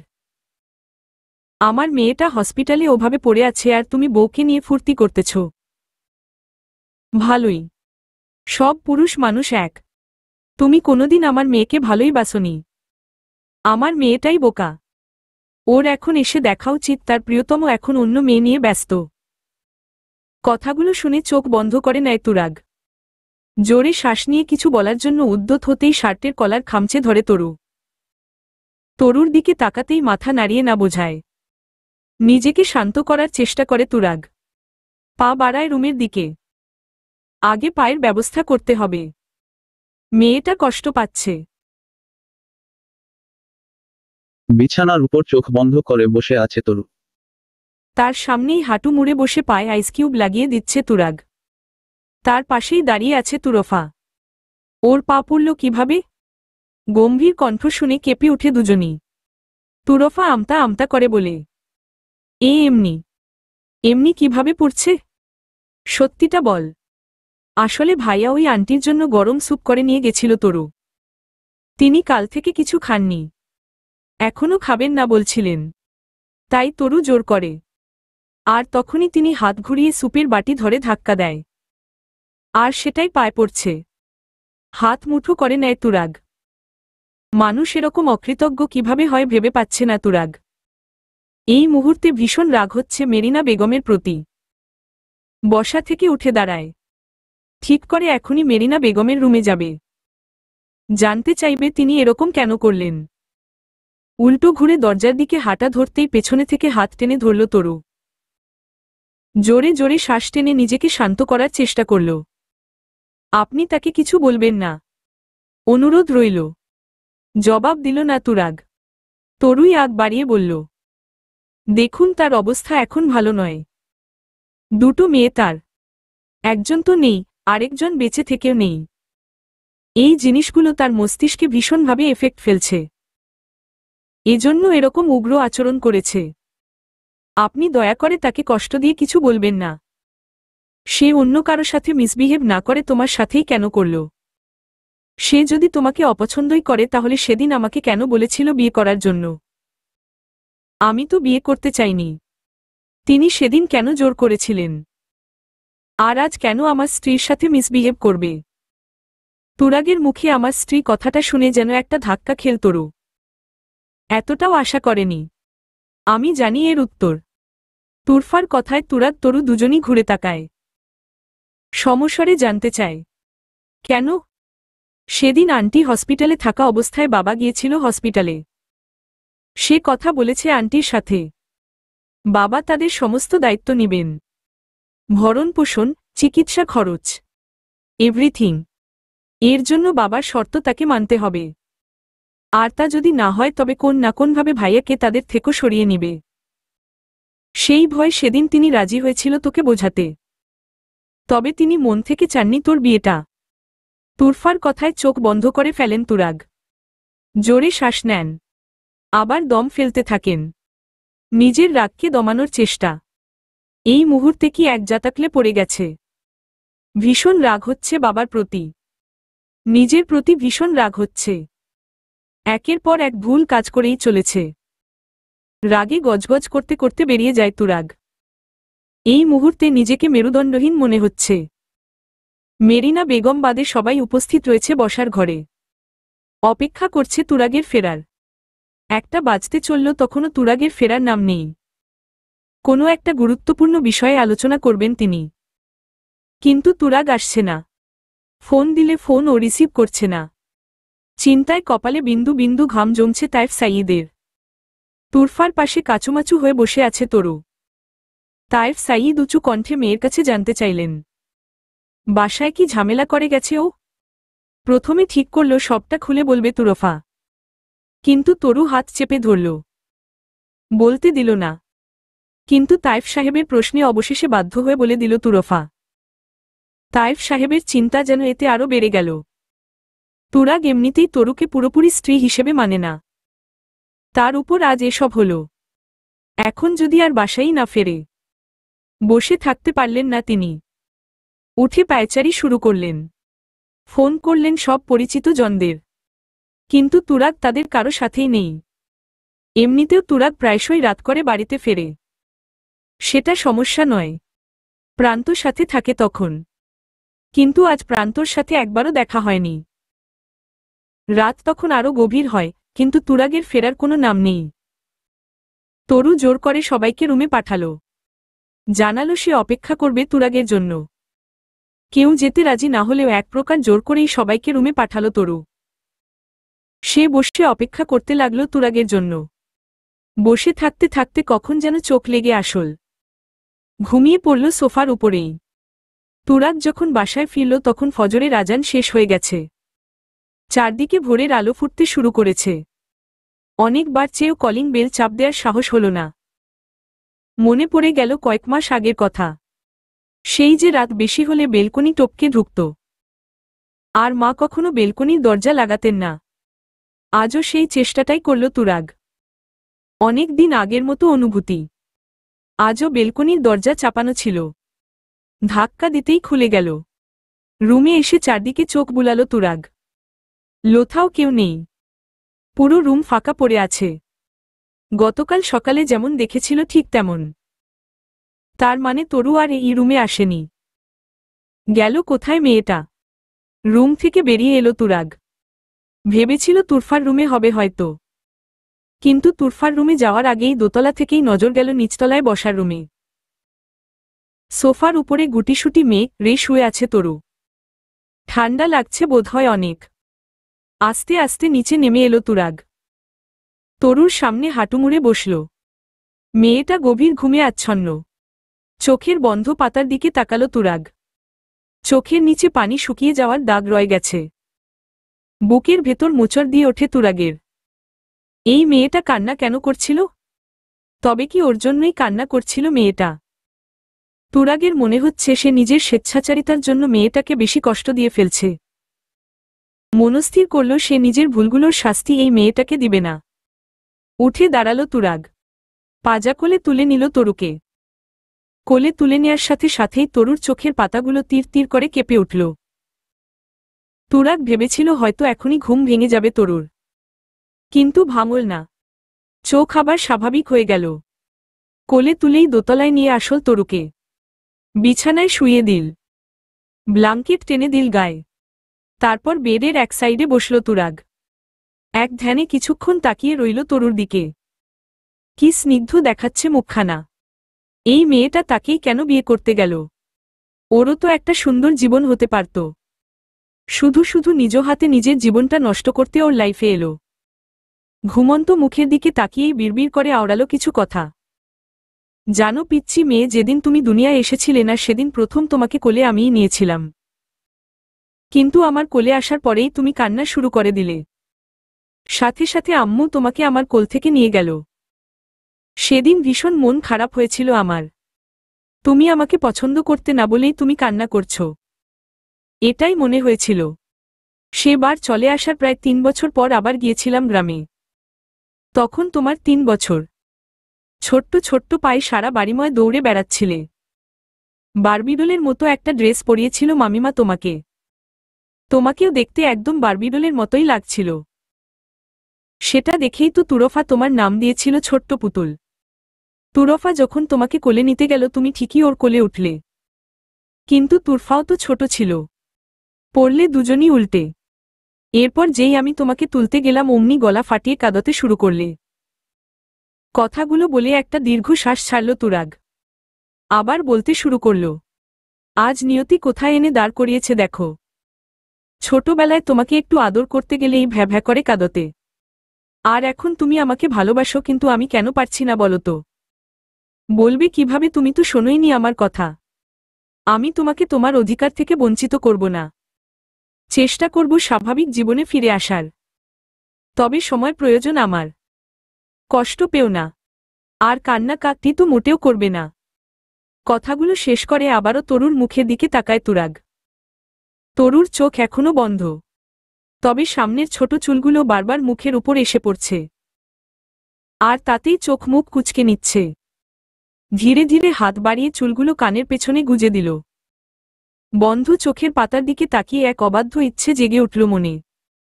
অবাধ্য ইচ্ছেটা চেপে না রেখে পূরণ করেই ফেলল। বন্ধ চোখের পাতাই ঠোঁট ছোঁয়াল তুরাগ। অমনি ফট করে চোখ খুলল তরু। তুরাগ সজ্ঞানে এসব করল ভাবতেই লজ্জায় মুখ লাল হয়ে গেল। অমনি কাত হয়ে অন্যদিকে ঘুরে গেল। তরুকে জেগে থাকতে দেখে তুরাগ নিজেও ভ্যাবাচেকা খেয়ে গেল। উঠে যেতে নিল পাশ থেকে। আমাকে কি ভালোবাসা যায় না? তরুর কথায় পা থেমে গেল তুরাগের। থম মেয়ে সেখানেই দাঁড়িয়ে গেল। তবে জবাব দিল না কোনো। তরু মনে মনে দুষ্টু বুদ্ধি আটল। কণ্ঠ গম্ভীর করে বলল, আসলে আপনি ভালোবাসলে আমারই লস। আমার বয়ফ্রেন্ড চাকরিটা পেয়ে গেলেই আমি তার কাছে চলে যাব। তখন তো আবার আপনাকে একাই থাকতে হবে। তাই ভালো না বাসাই ভালো হু। তরুর কথা শুনে চোখগুলো লাল হয়ে গেল তুরাগের। তরুর দিকে না ঘুরেই হাত মুষ্টিবদ্ধ করে নিল। তুরাগের রাগ কেন হচ্ছে নিজেই বুঝছে না। সেখানে আর না দাঁড়িয়ে গটগট পায়ে বেরিয়ে গেল সেখান থেকে।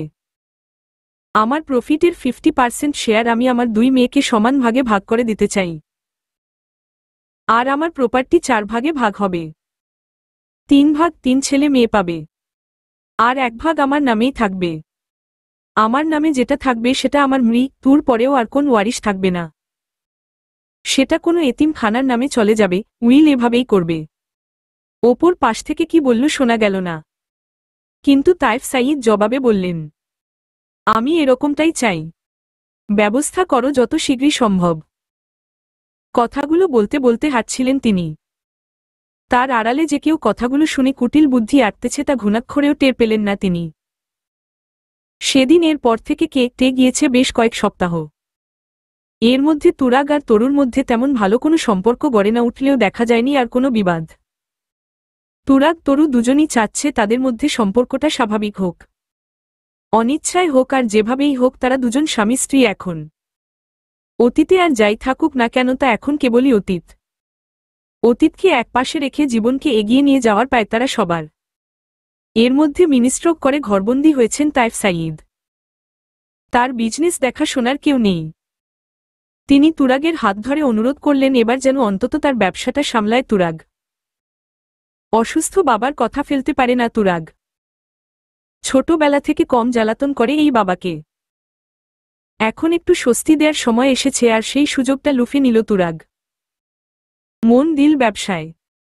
সকাল সকাল অফিসের উদ্দেশ্য বেরিয়ে যাওয়া, লাঞ্চ টাইমে একবার তরুকে ফোন করা, আবার রাতে ফেরার সময় চকলেট, আইসক্রিম, ঝালমুড়ি কিছু না কিছু নিয়ে আসা। এগুলো এখন নিত্য দিনকার অভ্যাসে পরিণত হয়েছে।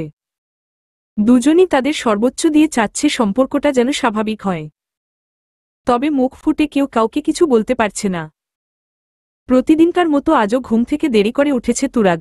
কোনোমতে নাস্তা সেরে ছুটল অফিসের উদ্দেশ্যে। তুরাগকে গেট অবধি এগিয়ে দিয়ে আসল তরু। তুরাগ যে চেয়ারে বসেছিল সেই চেয়ারটা টেনেই বসল তরু। নাস্তার প্লেট টেনে সামলে নিল। খাবার মুখে দেওয়ার উদ্দেশ্যে তুলল। কিন্তু মুখে আর পুরতে পারল না। তার আগেই খাবার ছেড়ে দৌড়ে গেল ওয়াশরুমে। খালি পেট। তারপরও ভেতর থেকে সব যেন বেরিয়ে আসতে চাইল। মুখ বাঁকিয়ে সেখানে দাঁড়িয়ে রইলেন মেরিনা বেগম। ছুটে গিয়ে ধরলেন না তরুকে। ততক্ষণে সুফিয়া ছুটে এসে ধরেছে। তুমি ঠিক আছো মা? জি খালা ঠিক আছি। আপনি একটু সব গুছিয়ে রাখবেন কেমন? আমি উপরে যাচ্ছি। আচ্ছা যাও।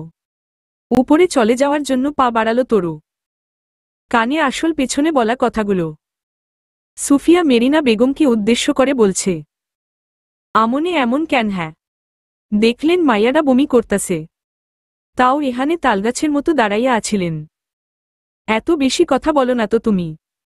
কিছু হয় নাই ওর। জামাই রানা খাওন খাইয়া খাইয়া গ্যাস্ট্রিক বানাইছে, তাই এমন বমি হইছে। ঔষধ খাইলেই ঠিক হয়ে যাবে। মাইয়ারা আমনের লইগা কত কিছু করে। আর আমনে কেমন অকৃতজ্ঞ। কি করে ও আমার জন্য? হ্যাঁ, ওকে বলো পারলে আমার মেয়ে দুটোকে আমার কাছে ফিরিয়ে দিতে। তাহলে আমি সারা জীবন কৃতজ্ঞ হয়ে থাকব। আল্লাহ যা করে তার উপর কারো হাত থাকে না। আপনি এখন যা করতেছেন এটা ঠিক করতেছেন না। মেরিনা বেগম সুফিয়ার কথার জবাব না দিয়ে গজগজ করতে করতে চলে গেল সেখান থেকে। এদিকে চিন্তিত মুখে বসে আছে তরু। এই নিয়ে কয়েকবার এরকম হল। তরু মনে মনে যা ভাবছে হয়তো তাই। তবুও ডক্টরের কাছে গিয়ে একবার পরীক্ষা করে আসা উচিত। সন্ধ্যার পরে রুমের ভেতরেই পায়চারি করছিল তরু। এমন সময় রুমের দরজায় টোকা পড়ায় মুখ ঘুরিয়ে সেদিকে তাকায় তরু। দরজায় মেরিনা বেগম দাঁড়িয়ে আছে। মুখে হাসি ঝুলিয়েই তাকে ঘরে প্রবেশের অনুমতি দিল তরু। তিনি মুখটা গম্ভীর করেই প্রবেশ করলেন রুমে। তার হাতে রয়েছে একটা খাম। তিনি খামটা এগিয়ে দিলেন তরুর দিকে। কি এটা খালাম্মা? আমি কি জানি। তুরাগের অফিসের অ্যাসিস্ট্যান্ট এসে দিয়ে গেল, বলছে তোমাকে দিতে। ওহ আচ্ছা, আপনি রেখে যান, আমি দেখে নিব। হুম। তারপর যেরকম গম্ভীর মুখে প্রবেশ করেছিলেন তিনি সেরকমভাবেই বাহির হয়ে গেলেন। মেরিনা বেগম বের হয়ে যেতেই খামটা খুলে তরু। তার ভেতরে থাকা কাগজের ভাঁজ খুলতেই চোখ বড় বড় হয়ে যায় তরুর। লেখাটার উপরে আবারও চোখ বোলায় তরু। না, সে ঠিকই দেখতে পাচ্ছে। সেখানে বড় বড় অক্ষরে DIVORCEPAPER লেখা। লেখাগুলোর উপরে হাত বোলালো তরু। চোখ যেন ঝাপসা হয়ে আসছে। এটা কি দেখছে সে? তরু তো ভেবেছিল তুরাগ হয়তো সম্পর্কটা স্বাভাবিক করতে চাচ্ছে, কিন্তু তুরাগ ওর থেকে মুক্তি চায় এটা তো ঘুণাক্ষরেও টের পেল না তরু। বুক ফেটে কান্না আসছে এই মুহূর্তে। কাগজটা ভাঁজ করে ফেলল তরু। ডিভোর্স পেপারের সাথে ছোট একটা চিরকুট। সেখানে লেখা, তুমি আগে সই করে পেপার রেখে চলে যেও, আমি পরে সই করে দিব। এই লেখাগুলো দেখে নিজেকে সামলাতে পারল না তরু, হাঁটু ভেঙে বসে পড়ল সেখানে। কাঁদতে লাগল সেখানে বসেই। বেশ কিছু সময় অতিবাহিত হল এভাবেই। হঠাৎ করে উঠে দাঁড়াল তরু। দুই হাতের তালুতে মুছে নিল চোখের জল। না, কাঁদবে না সে। কার জন্য কাঁদবে? যে কখনো এই সম্পর্কের গুরুত্বই দেই না তার জন্য চোখের জল ফেলা বৃথা। খামটা বালিশের নিচে রাখল তরু। ওয়াশরুম থেকে ফ্রেশ হয়ে এলো। আলমারি খুলে সিঁদুর রাঙা একখানা শাড়ি নামাল। সময় নষ্ট না করে পরে ফেলল সেটা। ড্রেসিং টেবিলের সামনে বসল নিজেকে সাজাতে। লাল টুকটুকে লিপস্টিকে রাঙালো ঠোঁট দুটো। হাত ভর্তি কাচের চুড়ি। কানে বড় ঝুমকা। কাজল টেনে দিল চোখের নিচে। নিজেকে দেখে নিজেই অবাক হল তরু। এরকম করে কখনো সাজা হয়নি তরুর। হালকা সাজ সর্বদা পছন্দ ছিল। আজ একটু নিজের মনের বিরুদ্ধে সাজল। এই সাজে যেন ভয়াবহ সুন্দর লাগছে তরুকে। এই রূপ যেন যেকোনো পুরুষ মানুষকে ঘায়েল করতে যথেষ্ট। অপেক্ষা করতে লাগল তরু। তুরাগের ফেরার সময় প্রায় হয়ে এসেছে। বেলকনি থেকে লক্ষ্য করল বাড়ির ভেতরে প্রবেশ করছে তুরাগ। কিন্তু বেলকনি থেকে আসল না তরু। বসে রইল সেখানেই। এদিকে রুমে এসে তরুকে পেল না তুরাগ। অবাক হল না, কারণ প্রায় সময়ই বেলকনিতে সময় কাটায় তরু। তাই আর ডাকল না। ব্যাগ রেখে ওয়াশরুমে গেল ফ্রেশ হতে। ফ্রেশ হয়ে টাওয়াল দিয়ে মুখ মুছতে মুছতেই বেরিয়ে এলো তুরাগ। এগুলো বেলকনির দিকে। সেখানে বসে থাকা রমণীকে দেখে থমকাল তুরাগ। এরকম রূপে কখনো দেখা হয়নি তরুকে। চোখের পলক পড়ছে না তুরাগের। চোখের সামনে যেন সাক্ষাৎ পরি বসে আছে। মুখ থেকে আপনা আপনি বেরিয়ে এলো মাশাআল্লাহ। তুরাগের কণ্ঠ কানে আসতেই পুরোপুরি তার দিকে ঘুরে দাঁড়াল তরু। মুচকি হাসি লেগে আছে ঠোঁটের কোণায়। আজ ম্যাডাম খুব খুশি মনে হচ্ছে। হুম, খুশি। খুশির কারণ আছে কোনো? আপনার পাঠানো কাগজগুলো পেয়েছি গায়ক সাহেব। গায়ক সাহেব নামটা অদ্ভুত ঠেকল তুরাগের। এরকম নামে কখনো তরু ওকে ডাকেনি। তাই জানতে চাইল। আমি তো আমার শখের প্রফেশন ছেড়ে দিয়েছি। এটা ছাড়তে অনেক কষ্ট হয়েছে আমার। তুমি কি কাকটা গায়ে নুনের ছিটা দিতে চাচ্ছ তরুলতা? ছি ছি, কি বলেন এসব? আপনি আমার কাছে আমার গায়ক সাহেব। এই গায়ক আমার ছোটবেলার অনুভূতি। খুব ছোটবেলায় এই গায়ক সাহেবের প্রতি অদ্ভুত অনুভূতি ছিল আমার। তাকে স্বামী হিসেবে পেয়েছি, এত আমার কপাল। আপনাকে গায়ক সাহেব বলে ডাকতে না পারলে এই আফসোসটা থেকে যেত। আমার হৃদয়ে একটু একটু করে জমানো অনুভূতিগুলো কি কোনো অপরাধ করেছিল গায়ক সাহেব? এভাবে সব শেষ করে দিলেন কেন? কি বলছো তুমি? আমি আবার কি শেষ করলাম? আর শোনো, আজ যে পেপারগুলো দিয়েছে এগুলো আমি দেইনি। বাবা করেছে এ কাজ। তিনি আমাকে বলেছিল আমি যেন তোমাকে পৌঁছে দেই। আমি শুধু সেটা করেছি। সত্যি বাবা দিতে বলেছে? হুম। বাবা এমন কাজ কিভাবে করতে পারে? বিশ্বাস করি না আমি। বাবাই তো চাচ্ছিলেন আমি যেন এ বাড়ির বউ হয়ে আসি। তাহলে এখন এভাবে পরকরে কিভাবে দিচ্ছেন? আরে পাগলি, পরকরে কোথায় দিল? তুমি তো এ বাসায় থাকবা।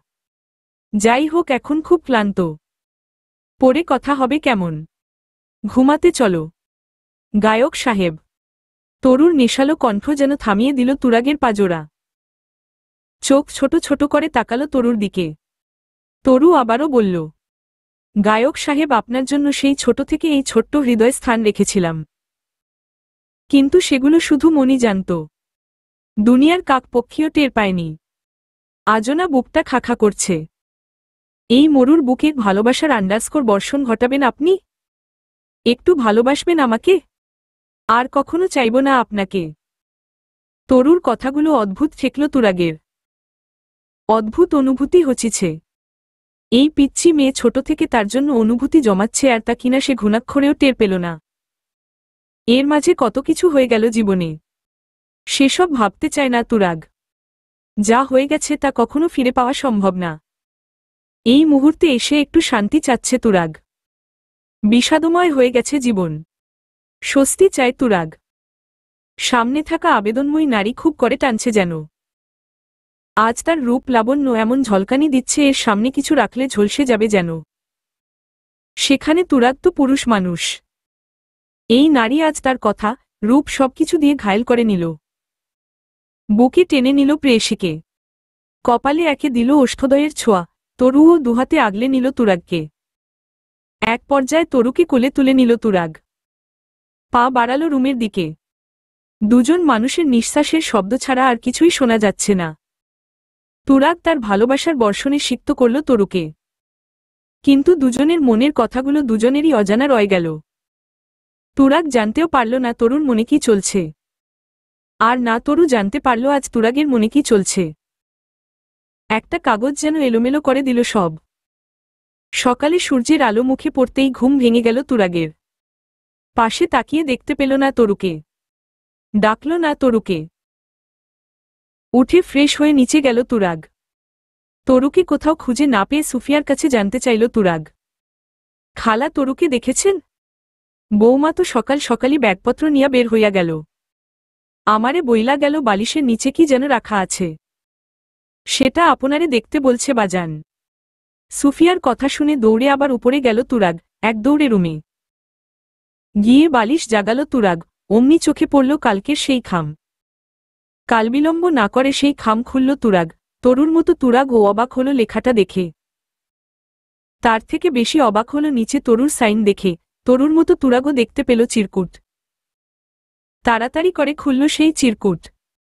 সেখানে লেখা ছিল, আপনি তো মুক্তি চেয়েছিলেন গায়ক সাহেব, নেন দিয়ে গেলাম আপনার মুক্তি। আপনার কাছে কিছু চাওয়া নেই আমার, তবে কালকের রাতটা আমার স্মৃতির পাতায় সারা জীবন থাকবে। আপনি সজ্ঞানে আমাকে বুকে টেনে নিয়েছেন। এতটা অপ্রত্যাশিত ছিল। ভালো থাকবেন আপনি। আমি চাই না আপনি আর কখনো আমার সামনে আসুন। আল্লাহ হাফেজ। চিরকুটটা পরে ধপ করে খাটের উপর বসে পড়ল তুরাগ। এটা সে কি দেখছে? এরকমটা তো চায়নি সে। আর নাই কাগজ সে পাঠিয়েছে। তবে তরু এ কাগজ পেল কোথায়? মাথা কাজ করছে না তুরাগের। চাবি হাতে দৌড়ে বের হল রুম থেকে। তাকে এভাবে বের হতে দেখে সুফিয়া ডাকল খাওয়ার জন্য। কিন্তু নাকচ করে দিল তুরাগ। দরজা খুলতেই সামনে পড়ল ড্রাইভার, তার হাতেও একটা খাম। চোখ বড় বড় হয়ে গেল তুরাগের। জানতে চাইল, কি এটা? স্যার, ম্যাডামের রিপোর্ট এটা। কাল ডক্টরের কাছে গেছিল, সেই রিপোর্ট আমারে নিয়ে আসতে বলছিল। ওহ আচ্ছা, দাও আমাকে। ড্রাইভার চলে যেতেই সেটা খুলল তুরাগ। সেখানে যা সে লেখা দেখল তা দেখে যেন মস্তিষ্ক কার্যক্রম বন্ধ করে দিয়েছে। তরু প্রেগন্যান্ট। এটা মানতে পারছে না তুরাগ। তার জানা মতে এর আগে তার আর তরুর মাঝে সেরকম সম্পর্কই ছিল না। হঠাৎ সময়ের দিকে নজর গেল তুরাগের। 6 সপ্তাহ চলছে। হুট করে সেদিনের কথা মনে পড়ে, যেদিন মিথিলার আর কখনো সুস্থ না হওয়ার ব্যাপারে বলেছিল ডক্টর। সেটাও তো 6 সপ্তাহ হয়েছে। সেদিনই তো ড্রা অঙ্ক হয়ে ফিরেছিল বাসায়। তার মানে সেদিন কিছুই স্বপ্ন ছিল না, সবটা বাস্তব ছিল। এই বাচ্চা তুরাগের বাবা হতে যাচ্ছে তুরাগ। এই নিউজ যতটা নাখুশি করল তুরাগকে, তার থেকে চিন্তিত করে তুলল বেশি। এই মুহূর্তে তরু এরকম একটা সিদ্ধান্ত নিল। এখন কি করে মানাবে তরুকে? যাই হোক, সামলে নেবে এই ভেবে গাড়ি নিয়ে বেরিয়ে পড়ল তুরাগ। উদ্দেশ্য তরুদের বাসা। হ্যাপি ফ্যামিলি নামের মেসেঞ্জার গ্রুপে কল বেজে যাচ্ছে অনেকক্ষণ। ব্যস্ত থাকায় জয়েন হতে পারেননি নুরুল ইসলাম। হাতের কাজ শেষ করে গ্রুপ কল রিসিভ করলেন। অমনি স্ক্রিনে ভেসে উঠল তরুর মুখখানা। নুরুল ইসলাম হাসি হাসি মুখ করে জিজ্ঞেস করলেন, কেমন আছে আমার আম্মা? ভালো না। কেন, কি হয়েছে? আগে তোমার বউ জয়েন হোক তারপর বলবো। তরুর পেছনে ঝোলানো ছবির ফ্রেমের দিকে নজর গেল নুরুল ইসলামের। ভালোভাবে চোখ বুলিয়ে বললেন, মামনি, রুমটা বেশ চেনা চেনা লাগছে যে। তরুকে উত্তর দিতে দিল না তহমিনা। কলে জয়েন হয়েই কথাটুকু কানে গেছে তার। অমনি খেক করে বলে উঠলেন, চেনা চেনা লাগবে না, এটা তো তোমারই বাসা। তাই চেনা চেনা লাগছে। ও, তরু বাড়িতে এসেছে? তাহলে বাড়িতে বসে মায়ের সাথে ভিডিও কল দেয়া লাগে? কি যুগ আইল হায়রে। না বাবা, কারণ সেটা নয়, অন্য কিছু। আসলে আমি তোমাদের কিছু বলতে চলেছি, যে কথাগুলো আম্মুর একটুও পছন্দ হবে না। তাই তার হাত থেকে বাঁচতে রুমের দরজা বন্ধ করে নিয়েছি। কি এমন জরুরি কথা শুনি? বাবা মাকে জিজ্ঞেস করো তো তার হার্টের ঔষধ পাশে আছে কিনা। নয়তো নিয়ে বসতে বলো। আমার কথা শুনে অ্যাটাক ফ্যাটাক করে বসলে আমার কিন্তু দোষ নাই। তরুর কথায় আবারও খেক করে উঠলেন তহমিনা। বললেন, ভনিতা না করে যা বলার বল। চোখ বন্ধ করে জোরে শ্বাস নিল তরু। এরপর চোখ বন্ধ রেখেই এক নিঃশ্বাসে বলল, বাবা মা, আমি তুরাগের সাথে আর সংসার করব না। ওর আর আমার ডিভোর্স হয়ে গেছে। ওর দেওয়া ডিভোর্স পেপারে সই করে দিয়েছি আমি।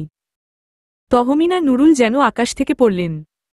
একসাথে বলে উঠলেন, কি হো হো। শান্ত হও তোমরা। এই দেখো, আমি কিন্তু একদম ঠিক আছি। একটুও কষ্ট হচ্ছে না আমার। তোমরা শান্ত থাকো প্লিজ। তরু, কি করেছ এটা তুমি? এটা কি কোনো সাধারণ বিষয়? এরকম একটা বিষয়ে তুমি একা কিভাবে সিদ্ধান্ত নিতে পারো? বাবা, তুমি কি চাও তোমার মেয়েটা তিলে তিলে মরে যাক? যে মানুষ আমার সাথে সংসারই করতে চায় না, তার সাথে সারা জীবন কিভাবে কাটাবো বাবা? এখন তোমার যদি মনে হয় তোমরা চাও না আমি তোমাদের সাথে থাকি, তাহলে বলে দাও, দূরে কোথাও চলে যাই।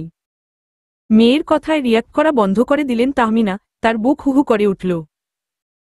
এই মেয়ে তার হাতের পুতুলের ন্যায় ছিল। সেই মেয়ের লাইফটা আজ কেমন অগোছালো হয়ে আছে। তিনি প্রথম শুনে ভীষণ ক্ষেপে গেলেও এই মুহূর্তে একদম শান্ত হয়ে গেছেন। হয়তো মেয়ে হারানোর ভয় ঝেঁকে বসেছে তাকে।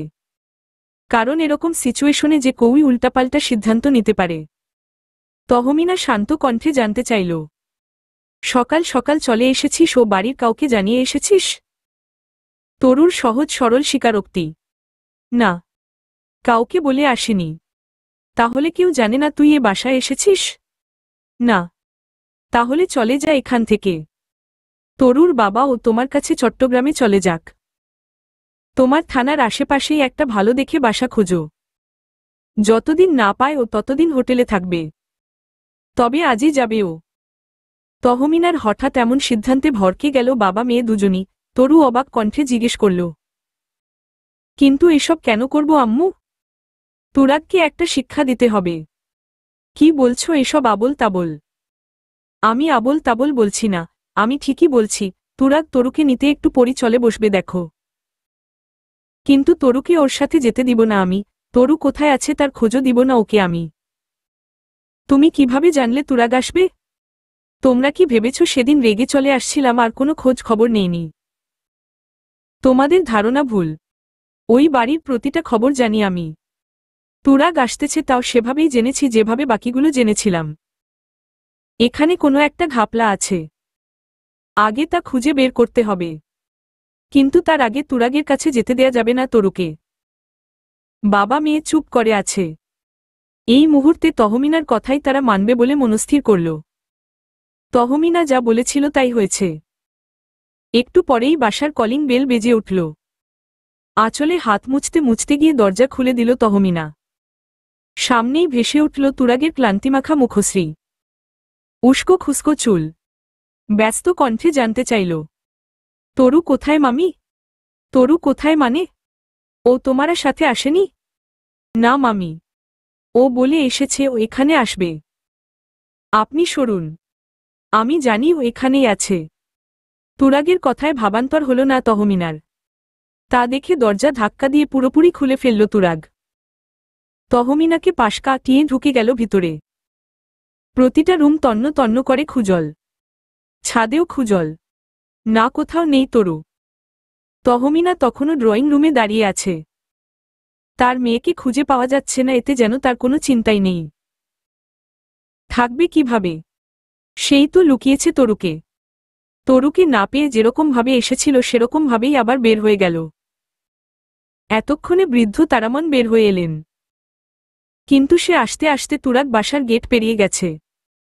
বৃদ্ধার কণ্ঠ তুরাগ কর্ণকুহরে পৌঁছাল না। সে ততক্ষণে ছুটে গেছে। তারামন বিবি চেঁচালেন তহমিনার সাথে, বাড়ির জামাইকে কেউ এভাবে চলে যেতে দেয়? তহমিনা নির্লিপ্ততা হয়ে বসে আছেন। কারো কোনো কথাই তার গায়ে লাগছে না। তার মাথায় ঘুরছে অন্য চিন্তা। তিনি সুফিয়ার থেকে যতটা শুনেছেন তাতে তুরাগ এখন স্বাভাবিক আচরণই করে। তহমিনা নিজ চোখেও মাত্র তাই দেখলেন। তুরাগের চোখে তরুকে হারানোর ভয় ছিল। তবে তুরাগ ডিভোর্স পেপার কেন দিল এটাই ভেবে পাচ্ছে না তিনি। কেউ ইচ্ছে করে লুকিয়ে থাকলে তাকে খুঁজে পাওয়ার সাধ্যাধিকার। তুরাগেরও এখন সেই অবস্থা। গাড়ি নিয়ে সারা শহর টহল দিল, কিন্তু এভাবে কোনো মানুষকে খুঁজে পাওয়া যায় না। বাড়িতে ফিরল প্রায় মাঝরাতে। কলিং বেল দিতেই দরজা খুলে দিল সুফিয়া। দরজা খুব তাড়াতাড়ি খুলল, যেন তুরাগের জন্যই অপেক্ষা করছিলেন তিনি। খালা ঘুমাননি এখনো? না বাবা, তোমার লগে কথা আছিল বাবা। এখনই কওয়া লাগব, সকালে শুনলে হবে না। ক্লান্ত অনেক। না বাবা, অনেক জরুরি। আচ্ছা বলেন। আঁচলের নিচ থেকে একটা খাম বের করলেন সুফিয়া। খামটা সুফিয়ার হাতে দেখতেই চোখ বড় বড় হয়ে গেল তুরাগের। এটা তার কাছে কি করে এলো? এসব ভাবতে ভাবতেই তুরাগের সামনে খামটা উঁচু করে ধরল সুফিয়া। ব্যস্ত হাতে খামটা এক প্রকার টেনেই নিল তুরাগ। জানতে চাইল, খালা এটা আপনার আছে কেন? অনেক কাহিনী হইছে আব্বা। হুনো কাল তোমার অফিসের এক লোক আইসা এই খামটা দিয়া গেছিল। দিছিল মেরিনা আপার কাছে। লোকটা কইছিল খামটা তরু আম্মারে দিতে, কিন্তু সে ছোট আম্মারে না দিয়া খাম নিয়া নিজের রুমে গেছিল। পরে অন্য একটা খাম আইনা হেও ছোট আম্মারে দিছে। হেই খামে কি ছিল জানি না, কিন্তু হেই খামটা বুকে জড়াইয়া ছোট আম্মায় অনেক কান্না করছিল। পরে আমি মেরিনা আপার ঘর পরিষ্কার করতে গিয়া এই খামটা পাইছি। আমার মনে হইছে হেও কোনো ভেজাল করছে, তাই খামটা আঁচলের নিচে লুকাইয়া রাখছি। পরে মেরিনা আপা অনেক খুঁজছে, কিন্তু আমি দেই নাই। রাগে চোয়াল শক্ত হয়ে গেল তুরাগের। একটা ভুল করে ফেলেছে তুরাগ, তার জন্য অনুতপ্ত ও। ক্ষমাও চেয়েছে, তাদের সারা জীবনের দায়িত্ব নিয়েছে। সেখানে তুরাগের বাসায় থেকে ওর পেছনে এত বড় ষড়যন্ত্র করার সাহস কি করে পায় মেরিনা বেগম? এতদিন তরুকে কষ্ট দেওয়ার জন্য ছোটখাটো প্রচেষ্টা চালিয়েছে, কিছু বলেনি তুরাগ। ভেবেছে ঠিক হয়ে যাবে, কিন্তু সে এত বড় ষড়যন্ত্র করে তরুকে বাড়ি ছাড়া হতে বাধ্য করল। এর মূল্য দিতে হবে তাকে। রাগে হাত মুষ্টিবদ্ধ করে নেয়। তখনই সুফিয়া আবার বলে, রাইতের খাওন খাইবা না আব্বা? না খালা, ক্ষুধা নেই। তবে আপনার কাছে কৃতজ্ঞ খালা। এত বড় একটা জিনিস আপনি সযত্নে আমার হাতে তুলে দিছেন। ছি কি কও আব্বা, তোমাগো খাই তোমাগো পড়ি, তোমাগো লইগা এইটুক কাম করতে পারি না। খালা, একটা কাজ করতে হবে আপনাকে। কি কাজ কও? কাল সকালের মধ্যে মেরিনা আন্টির সমস্ত জিনিসপত্র প্যাক করে দিন। কি করবা আব্বা? তাকে তার স্থানে রেখে আসব। এখানে থাকতে দিছি, কিন্তু সেটা তার সহ্য হচ্ছে না। রাগের বশে অন্ধ হয়ে গেছে তিনি। এরপর আরও বড় কোনো কাজ করতেও তিনি দুবার ভাববেন না। রাগ মানুষকে ধ্বংস করে। আপাতত সে তার বাড়িতে একা থেকে বুঝুক এখানে সে কেমন ছিল। এইটা করা কি ঠিক হইব আব্বা? যা বলছি করবেন আপনি। সুফিয়া আর কথা বাড়ায় না, মাথা নেড়ে সম্মতি জানায়। এত দিন করা সবকিছুর জন্য বাবার কারণ ক্ষমা চায় তুরাগ। বিছানায় হেলান দিয়ে বসা ছিলেন তাইফ সাঈদ। ছেলের কথা শুনে অবাকের চরম পর্যায়ে তিনি। সোজা হয়ে বসতে চেষ্টা করেন, কিন্তু কোমরে ব্যথা থাকার কারণে সম্ভব হয় না। তুরাগ তাকে সাহায্য করে বসতে। তিনি বসে ধীর স্থিরভাবে জিজ্ঞেস করে, মতলব কি? কি আবার মতলব বাবা? তাহলে এতদিন পর আমার দ্বারে তাও এত নম্র সুরে মেও মেও করছো যে? ওফ বাবা, আমি কি আসতে পারি না এখানে? অবশ্যই পারো। তা কি চাই বলো? বউ চাই। হোয়াট? কি সব বলছো? ঘরে বউ রেখে আবার বউ চাই বলতে লজ্জা করে না বেদ্যপ ছেলে? ঘরে বউ নাই বাবা, এজন্যই তো চাই। ঘরে বউ নাই মানে? ঢং করো না বাবা, আমি জানি তুমি জানো। প্লিজ বলো না বাবা। আমি প্রমিজ করতেছি এবার আর তোমার নাতনির মাম্মামকে কোনো কষ্ট দিব না বাবা। নাতনি কথাটা যেন বারবার কানে বাজতে লাগল। চোখ চকচক করে উঠল তার। সত্যি আমি দাদা হব? হুম সত্যি। এখন তুমিই বলো তোমার নাতনির মাকে কি বাহিরে থাকতে দেওয়া ঠিক বলো? চিন্তায় পড়ে গেলেন তায়েফ। তারপর ফিসফিসিয়ে বললেন, তরু কোথায় তা জানি আমি, কিন্তু তোকে বলা যাবে না। শালা বাবুর বউ না করে দিছে। এখন তোর বউ তুই খুঁজে বের কর যা। একটু ক্লু তো দাও বাবা, নয়তো আমার প্রিন্সেসকে কিন্তু আমি তোমাকে কোলে নিতে দিব না বলে দিলাম। এই না না, আমার নাতনি হবে সে। আচ্ছা আমি বলছি। তরু চট্টগ্রামে আছে, নিয়ে আয় যা। তবে এরপর যদি কোনো ভুল হয় তাহলে তোকেই বাসা থেকে বের করে দিব। কে শোনে কার কথা? এক ছুটে বেরিয়ে গেল বাসা থেকে। পেছনে বসে স্বস্তির নিঃশ্বাস ফেললেন তায়েফ সাঈদ। প্রিন্স আসুক বা প্রিন্সেস সমস্যা নেই, তার ছেলে যে স্বাভাবিক জীবনে ফিরে আসছে এই অনেক। বেড সাইড টেবিল থেকে ফোন নিয়ে তরুণ নাম্বারে ডায়াল করলেন তায়েফ। একবার রিং হতেই ওপাশ থেকে ফোন রিসিভ করে সালাম দিল তরু। তায়েফ সাঈদ অভিমানী গলায় বলল, আমার নাতনি আসতেছে, মিষ্টি কিনে বিলাতে হবে না। আমি বাজারে যেতে পারছি না, একা একা বাসায় আসো তাড়াতাড়ি। কিন্তু বাবা তুরা। তরুকে কথা শেষ করতে না দিয়েই তায়েফ বলে উঠলেন, পাগলটা কাল সারাদিন রাত না খেয়ে না ঘুমিয়ে সারা শহর খুঁজেছে তোমাকে। এখন আবার ছুটে যাচ্ছে চিটাগং। ফিরিয়ে দিও না মা, ও স্বাভাবিক লাইফ লিড করতে চাচ্ছে। একটা সুযোগ দাও মা। জি বাবা আপনি চিন্তা করবেন না। কফির মগ টেনে ধরে বসে আছে তুরাগ। আর তরু সেটাকে টানতেছে। চোখ বড় বড় করে তাকালো তুরাগের দিকে। তুরাগ অসহায় দৃষ্টিতে তাকিয়ে আছে তরুর দিকে। ঝাঝালো কণ্ঠে তরু জানতে চাইল, কি সমস্যা? আসছো পর থেকে 3 কাপ শেষ। আর খেও না প্লিজ, আমার প্রিন্সেসের ক্ষতি হবে তো। তুরাগের কথায় কফি মগটা ছেড়ে দিয়ে পেটের উপর হাত রাখে তরু। আসলেই তো, এতক্ষণ বেমালুম ভুলে গিয়েছিল সে এসব। রাগের মাথায় কফি খাচ্ছিল। আমাকে কি একবার সুযোগ দেয়া যায় না মিস তরুলতা? মিস তরুলতা ডাকটা যেন অদ্ভুত শোনাল তুরাগের কণ্ঠে। এই ডাকটা কতদিন শোনে না তুরাগের মুখে। এতদিন কত করে চাইতো তুরাগ এই নামে ডাকুক। তুরাগের মুখে এই নাম শুনতে কেন জানি ভালো লাগে তরুর। কিন্তু তুরাগ এতদিন ছিল নির্লিপ্ততা। আজ মনে মনে তুরাগের এই রূপ দেখে ভীষণ খুশি তরু। তবে উপরে সেটা প্রকাশ করল না। জিজ্ঞেস করল, হাতে কিসের খাম দেখি? আবারও ডিভোর্স পেপার নাকি? তুরাগ বিনা বাক্য ব্যাগ খামটা তরুর হাতে তুলে দিল। তড়িঘড়ি করে খুলল তরু। ভেতরের সবকিছু পড়ে স্তব্ধ তরু। কথা বলল না কোনো। তুরাগই বলল, এই খামটাই পাঠিয়েছিলাম, মেরিনা আন্টি পাল্টে দিয়েছে। আর তুমি বোকার মতো আমাকে একবারও না জিজ্ঞেস করে এত দূর অবধি চলে আসছ। সরি। আমার সরি কি একসেপ্টেড? না। তাহলে? এই রেস্টুরেন্টে সবার সামনে দাঁড়িয়ে সরি বলতে হবে। বলতেই হবে? হুম। কি আর করার? বউয়ের আবদার। না হয় আবার কোথায় যাবে পড়ে আর খুঁজেই পাবে না। দাঁড়িয়ে পকেট থেকে কি যেন বের করল। হাঁটু গেড়ে বসে পড়ল তরুর সামনে। হাতে রয়েছে ডায়মন্ড রিং। সেখানে বসেই চেঁচিয়ে বলল, সরি মিসেস তুরাগ সাঈদ। আর কখনো ভুল করব না promise, please accept my sorry. অবাক হয়ে মুখে হাত দিয়ে দাঁড়ালো তরু। এভাবে কখনো কাউকে সরি বলতে দেখেনি। ততক্ষণে রেস্টুরেন্টের প্রায় সবার নজর পড়ল ওদের দিকে। তুরাগ তখনও ওভাবেই বসে আছে, কেউ কেউ চেঁচিয়ে সমস্বরে বলতে লাগল, ফরগিভ হিম, ফরগিভ হিম। সামনের দিকে হাত বাড়িয়ে দিল তরু। আংটিটা পরিয়ে দিল তুরাগ। লাজ লজ্জার মাথা খেয়ে সবার সামনেই পাজা কোলে তুলে নিল তরুকে। লজ্জায় চোখ বন্ধ করে নিল তরু। ফিসফিস করে বলল, নামান আমাকে। লজ্জা লাগছে না আপনার? আমার বউকে আমি কোলে নিছি। তো কি হয়েছে? আমার বউ। কথাটায় যেন মা দক তা আছে। চুপ হয়ে গেল তরু। চোখ বন্ধ করে লেপ্টে রইল তুরাগের বুকে।